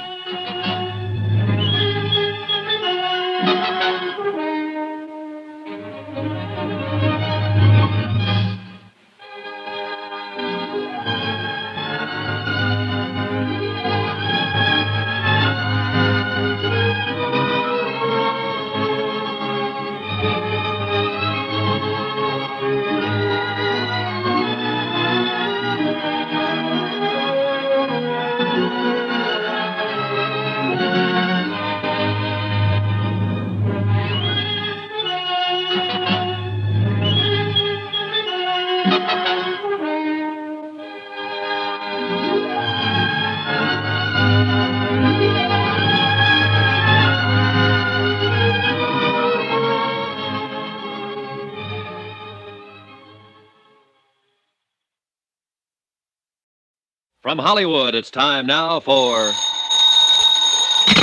Johnny Dollar. Inspector Macklin's office. Gino Romero. Oh, Gino. What did you find out? Did you locate any of them? Beneficiaries of the crash of Flight 6? Si, senor. It was an affair most simple. A matter of making a telephone call to the airport. Then they've left Mexico City. Si, senor. The Senorita Marvel Terrence has taken the 10 o'clock plane this morning to Acapulco. Oh? Senor Blakely has taken the 11:30 plane to Acapulco. Senor Ramon de Lagos has taken the 2 o'clock... Plane to Acapulco. And what about Don Serrano? Oh, with him, it's different. At 2:45, he's depart from Mexico City in a special charter plane. Look, Gino, is there another flight to Acapulco this afternoon? But, of course, at 4:30. Already I have 2 reservations. Good. I'll meet you at the airport. What's the flight number? Gino. I'm scared to think of it. This one is also called Flight 6.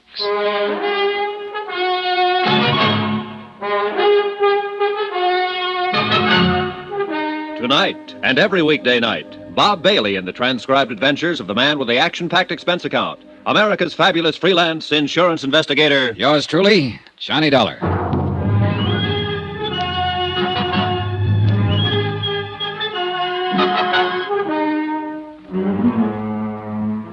From Special Investigator Johnny Dollar, location Mexico City, to the Home Office Guaranty Transport Insurance Company, Hartford, Connecticut. Assignment, the Flight 6 matter. Expense account continued. Item 9, $63.45. Incidentals in Mexico City and plane fare to Acapulco. One more of the sharp contrasts of Mexico. We left the stiff formality of the city behind us, the cool, thin air of the high plateau, and 50 minutes later we stepped off the plane and into the steaming heat of the tropics. Barefoot tourists in shorts and barefoot natives in white cotton dungarees.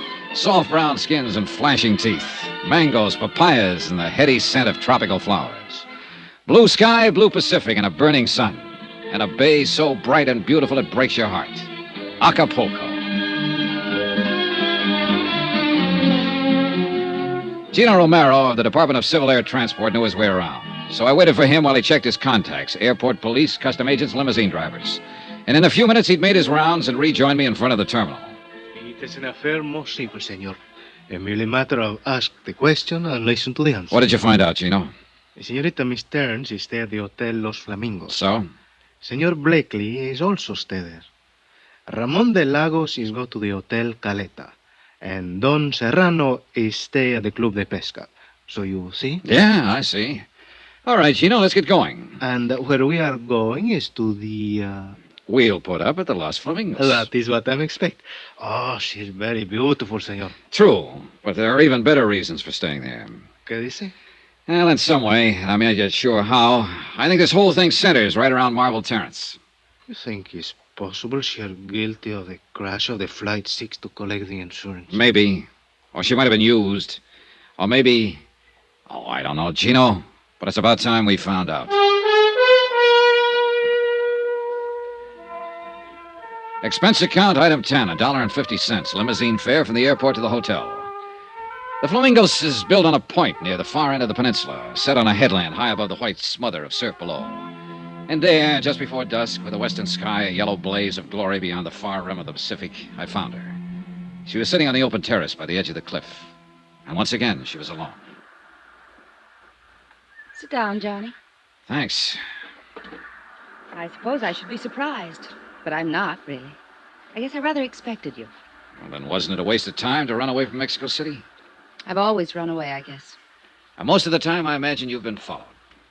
Or maybe I wanted to face you here, where it's so beautiful. Where perhaps you'd be able to understand me a little better. Is that what you want, Marvel? To be understood? Doesn't every woman? I thought it was more often the man. And usually it's his wife who doesn't understand him, isn't it? I see this isn't going to be just a social chat. Oh, I doubt if it could ever be just a social chat. Not with you. You got too much impact for that. A compliment? That's a fact. There's no place else in the world with sunsets like the ones here. Every evening. It's like there's another land way off there in the west. It's a strange, bright, golden land. And it keeps calling, coaxing. Only in a little while it'll disappear. And everything will be dark off there in the west. Maybe you do understand me, Johnny. Maybe that's why I'm half afraid of you. Another reason I ran, maybe. I can be a fool, easy. Sort of hereditary defect, you might say. Well, that's a common affliction. Rarely fatal. Rarely doesn't help. Once is enough. You know something? When I die, I want to be buried up there in the middle of a sunset. It'd be kind of lonely, wouldn't it? I think I've always been lonely. Do you know I haven't a single living relative in the world? Not one. I was 14 when my parents were killed in an auto accident. I stayed in a boarding school, and the bank handled the estate. When I was 21, they turned it over to me. And since then, I guess that's not what you want to know, though, is it? Not exactly. Want to tell me about it, Marvel? No. As a matter of fact, I don't. I don't even want to think about it. It would be better if you would. For whom? For me? I doubt it. I feel dirty, Johnny. Telling wouldn't change that. It might. Anything I'd tell you would be only suspicion, not fact. Wouldn't? Unless, of course, you're expecting a confession. Do you have one to make? No. But you know who caused Flight 6 to blow up and why, don't you? No. I can make a guess, that's all. Like to tell me that guess? You'll find out soon enough, Johnny, and I'd rather it didn't come from me. 11 people have died, Marvel. I know. 10 on the plane that crashed, and the baggage handler who was murdered later, and You whoever... don't have to remind me of it. I couldn't forget it if I wanted to. I told you how I felt. Now drop it, Johnny. All right. I didn't know. That's all I can claim. I just didn't know. What do you mean? Nothing. Look. It's dark out there now. And sunset's gone. There's always another one. I wonder. Have you ever met Don Serrano, brother-in-law of Ramon de Lagos? No, but he was pointed out to me. Did you see him at the airport the night Flight 6 was blown up? I don't remember. I don't think so. Did you see Ramon? No. Did he know you'd canceled your reservation that night? He didn't even know I had one. Have Ramon and Bill Blakely ever met? Yes, they met. And detested each other on sight. Well, that's understandable in view of the circumstances. Oh, I guess, but why are people like they are? Did you arrange for Blakely to follow you here? I didn't tell anybody I was coming. He was a good guesser. So was Ramon and Don Serrano. I know. They're all here. Why? They don't even know me. They don't want to know me. Not in any real way, but they're here. Oh, yeah, they're here. And I think you ought to tell me what you know, Marvel. Tomorrow, maybe. Not tonight. Let me have just one night, Johnny. All right. Take me to dinner. Dance with me. Laugh with me. Give me just one evening. Will you, Johnny? Sure. And thank my lucky star for the chance. You're sweet. I'm saying it now. Without any strings. No matter how things work out. I'll still mean it. You're a sweet guy, Johnny. Give me time to change.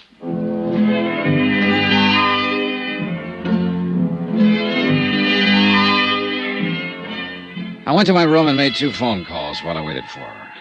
The operator at the Club de Pesca informed me that Don Serrano was not in. The clerk at the Hotel Caleta said the same thing about Ramon de Lagos. I didn't leave my name with either of them. Bill Blakely was staying in room 23, a few doors on down the terrace, so I decided to go have a talk with him before I went out to dinner with Marvel Terrence. But as it happened, I didn't have to go to that much trouble. Yeah, who is it? Blakely, I'd like to talk to you. Come on in. Do you always cover your visitors with a gun? Only when I spot him listening outside my door. I don't know I what saw you're- your shadow against the shutter there. You've been standing outside for the last 5 minutes, Blakely. You listened to me make a couple of phone calls. Did you learn anything you wanted to know? Dollar, suppose you were suspected of sabotaging an airliner and killing 10 people. Wouldn't you want to know what kind of a case was being built up against you? What makes you think you're under suspicion, Blakely? I know I am. Ed Palmer and Jim Rourke were my partners. When they died on that plane, I became sole owner of the firm. There's the motive.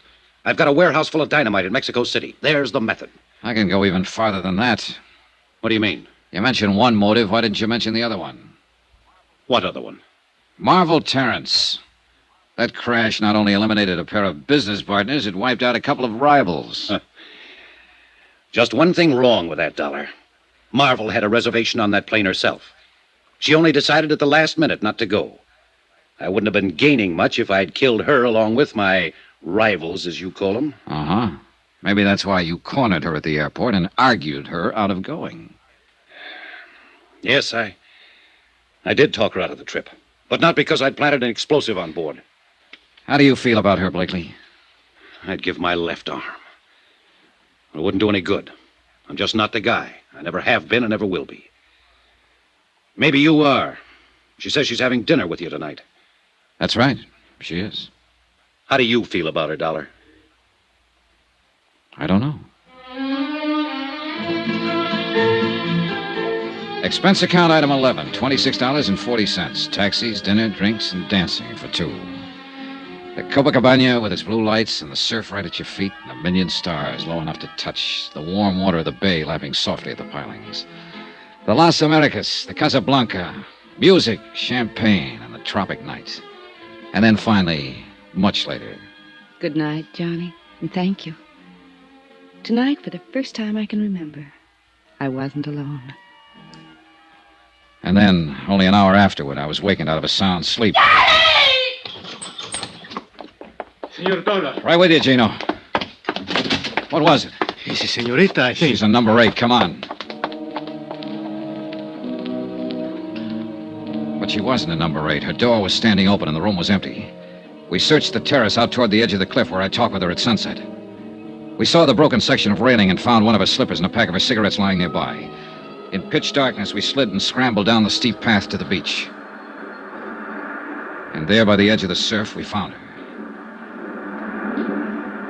The long foam reached out for her, as though to carry her away, to that last sunset she'd loved so much.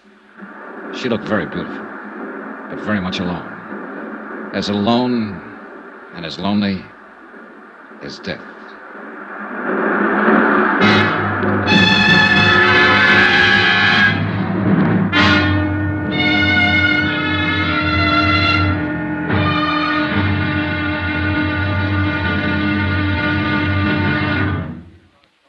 Now, here's our star to tell you about the final intriguing episode of this week's story. Tomorrow, a desperate killer is cornered and strikes back in a deadly counterattack.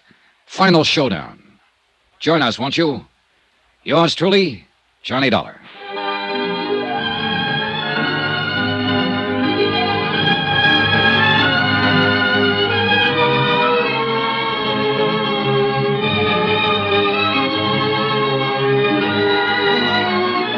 Yours truly, Johnny Dollar, starring Bob Bailey, is transcribed in Hollywood. Written by Les Crutchfield, it is produced and directed by Jack Johnstone. Be sure to join us tomorrow night, same time and station, for the next exciting episode of Yours truly, Johnny Dollar. Roy Rowan speaking.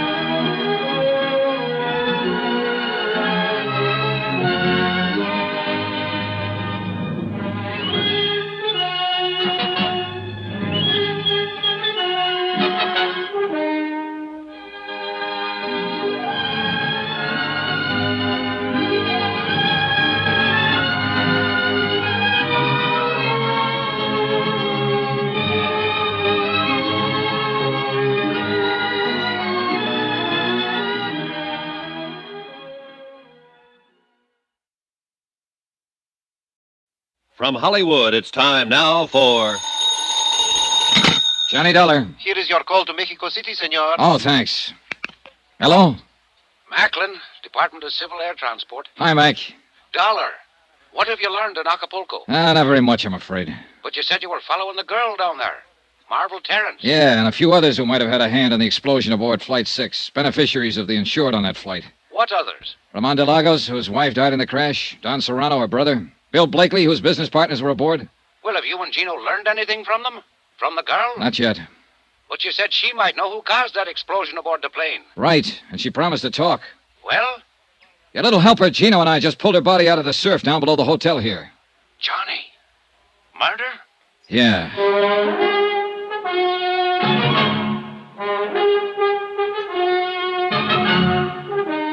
Tonight and every weekday night, Bob Bailey in the transcribed adventures of the man with the action-packed expense account, America's fabulous freelance insurance investigator. Yours truly, Johnny Dollar.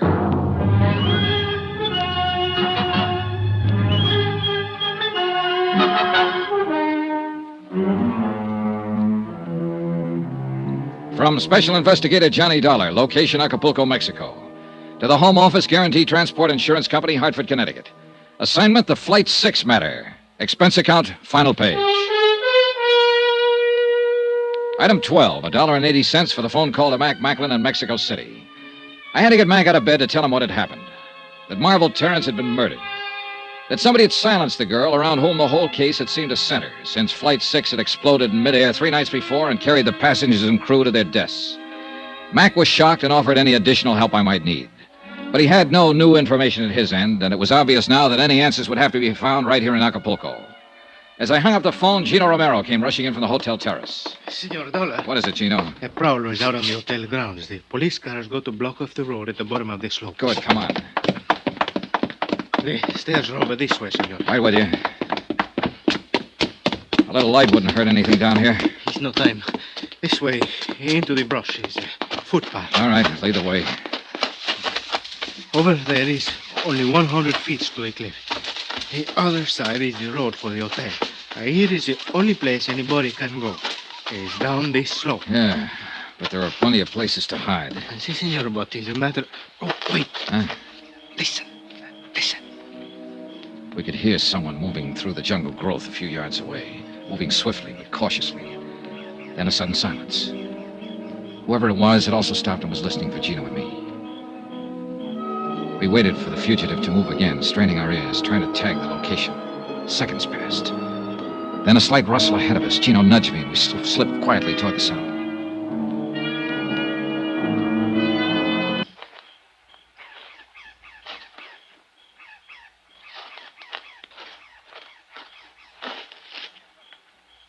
Get your hands up. Well. Buenas noches, Senor Dollar. You seem to be quite a night owl, Don Serrano. Not ordinarily, Senor. The circumstances which place me in this rather awkward position are not usual ones, I assure you. You were up there prowling around the hotel. Why? I was looking for my unmentionable brother-in-law. Ramon de Lagos? Why? What made you think he'd be here? I went to his hotel. He was not in his room. I knew he had not been able to see Miss Terrence since she had spent the evening with you. So I assumed he might be waiting for her here, at her hotel. And my assumption has, of course, been proven correct. Did you see him? No, but I heard the police discussing the murder of Miss Terrence. It was obviously Ramon's handiwork. Still after him, huh? My feeling about Ramon is not a secret, senor. Nor his about you. So why did you go to his hotel? To kill him. Why else? Time was running out, so we took Don Serrano back to the hotel to the police. One very important person hadn't put in an appearance. Gino went down to Bill Blakely's room, knocked on the door, then opened it with a passkey and went in. Blakely wasn't there. We searched the room. The bed has been sleeping, senor. Yeah, I notice. But for how long, that's the question. It's possible he was wake up when the senorita screams before she is killed. He might have been. He must have dressed. His pajamas are there on the floor. I wonder. Quien sabe if it was a quarrel of lovers, the jealousy. He did not like it when the senorita was go with you tonight. I don't think it's that simple, Gino. Let's get this bag open, have a look inside. Maybe we can... It's not even locked. He seems to have been traveling light. There on the top, senor. Yeah, I see. What is it?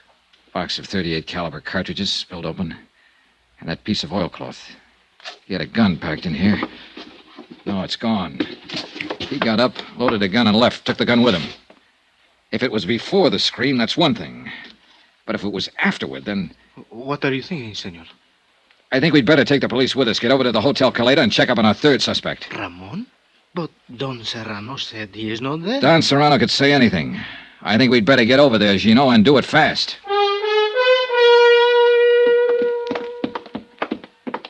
The clerk said room 34. That's the second door down. See. Let's go.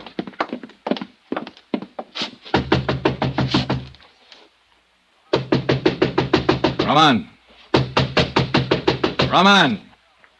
Who is it? Johnny Dollar, open up. Watch yourself, Gino. See. Come on in, Dollar. You're Blakely. Yeah, Better hand over the gun, Blakely. You won't get a chance to use it now. The police are out in the lobby. Okay. All right, thanks. Ramon didn't show up, huh? I wish he had. That's all I was asking, just one clear shot at him. Are you sure he's the one who killed her? Sure enough. Did you see him? No, but he's the one. She was scared of him, Dollar. She told me earlier in the afternoon, before you got down here to Acapulco. Told you what? She said Ramon had followed her here from Mexico City, that he'd been acting strange. She said she was glad I was staying at the same hotel, that she didn't want to see him or talk to him. Yeah, it figures all right. It checks with what she said to me last night. If she'd only given me a little more to go on. She was a real great kid, Dollar. The greatest as far as I was concerned. Yeah. As soon as I realized what had happened, I loaded my gun and came here to wait for him. I figured he'd try to get back to his room. But he didn't show. It's too bad. She was a real great kid. And I'd have died for her if she asked me to. I loved her. She was the... Mira, ahí está, there he is. Come on, Chino. Sí, señor. Ramon had been spotted. He started to enter the hotel, saw the police, turned and ran. He was armed with a pistol. He'd fired a shot at one of the police officers and then jumped over the balustrade and disappeared into the dark curve of Caleta Beach. The police cars quickly threw a cordon along the bayfront street and blocked off both ends of the stretch of shoreline. For the moment, Ramon was trapped somewhere on that beach. He'd tipped his hand now, and he was desperate and dangerous, and he had a gun. Chino and I went out on the beach after him. There's many places to hide here. Not for long. They'll have some more police here within a few minutes. Come on. It may be better we wait, senor. I do not think Ramon is planned to be taken alive. I can still see that girl, Chino, lying at the foot of the cliff. Si, senor. I remember. Espérate. What is it? There by the water is... No, I am wrong, senor. It's only a boat pulled up on the sand. Yeah, it's a paddle boat. Well, I think it's better maybe we separate, senor. I look in the pavilion, the cabañas. You stay close by the water. In this way, we'll have him between us. good idea, Chino. But you've got the rough end of it. Take care of yourself. Si, senor. Well...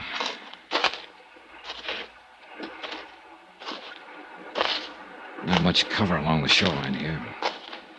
Yes. Do not move, senor. Do not make a sound. Well, Ramon. So you were hiding behind that boat. I have nothing to lose now, senor. If you make one move, try to call out, I will kill you. Yeah, I think you would. All right, then, what comes next? This boat, you will push it into the water. But be very careful. If you make any noise, even by accident, I will kill you. Quickly now. Hurry. Relax, Ramon. You don't have a chance anyway. We will see. Careful now. Be quiet.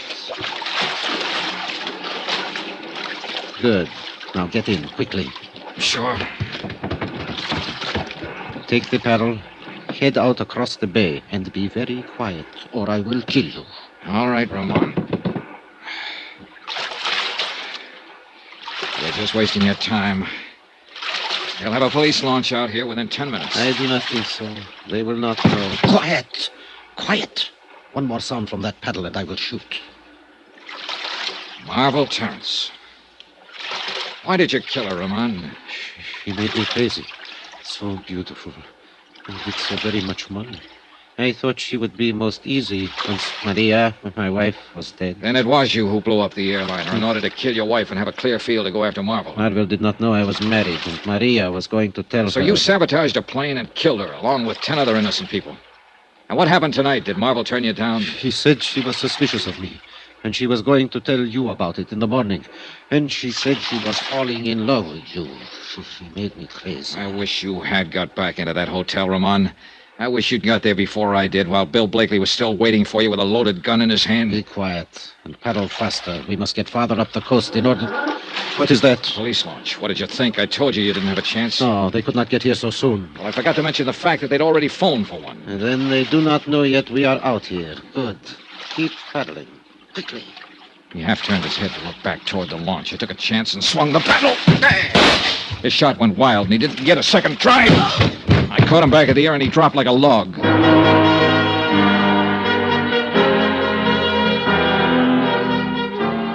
The police located our boat a few minutes later and hauled him over the gunwale and into the launch. And that should have been the end of it. But none of us realized Ramon's insane desperation. He'd only been pretending unconsciousness. On board the launch, he snatched a gun from one of the officers and tried to take over the boat. He didn't have a chance. took a full volley of shots from 3 police pistols square in the chest.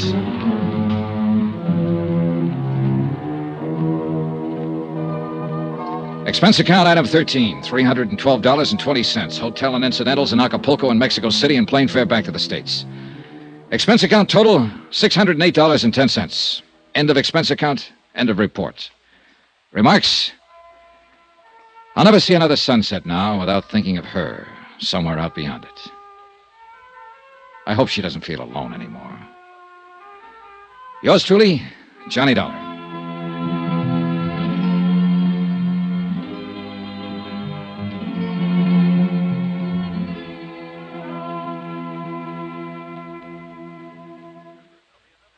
Remember, there'll be another intriguing story for you beginning next Monday night. Next week, a dead girl comes to life in a case that's packed with lies. Yet every one of them comes true. Join us, won't you?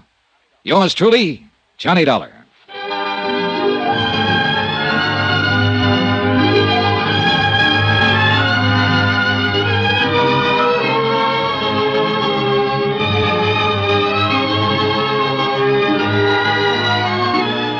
Yours truly, Johnny Dollar, starring Bob Bailey, is transcribed in Hollywood. Written by Les Crutchfield, it is produced and directed by Jack Johnstone. Heard in this week's cast were Virginia Gregg, Ben Wright, Edgar Barrier, Don Diamond, Russ Thorson, and Jack Moyles. Musical supervision by Amerigo Marino. Be sure to join us on Monday night, same time and station, for another exciting story of yours truly, Johnny Dollar. This is Roy Rowan speaking.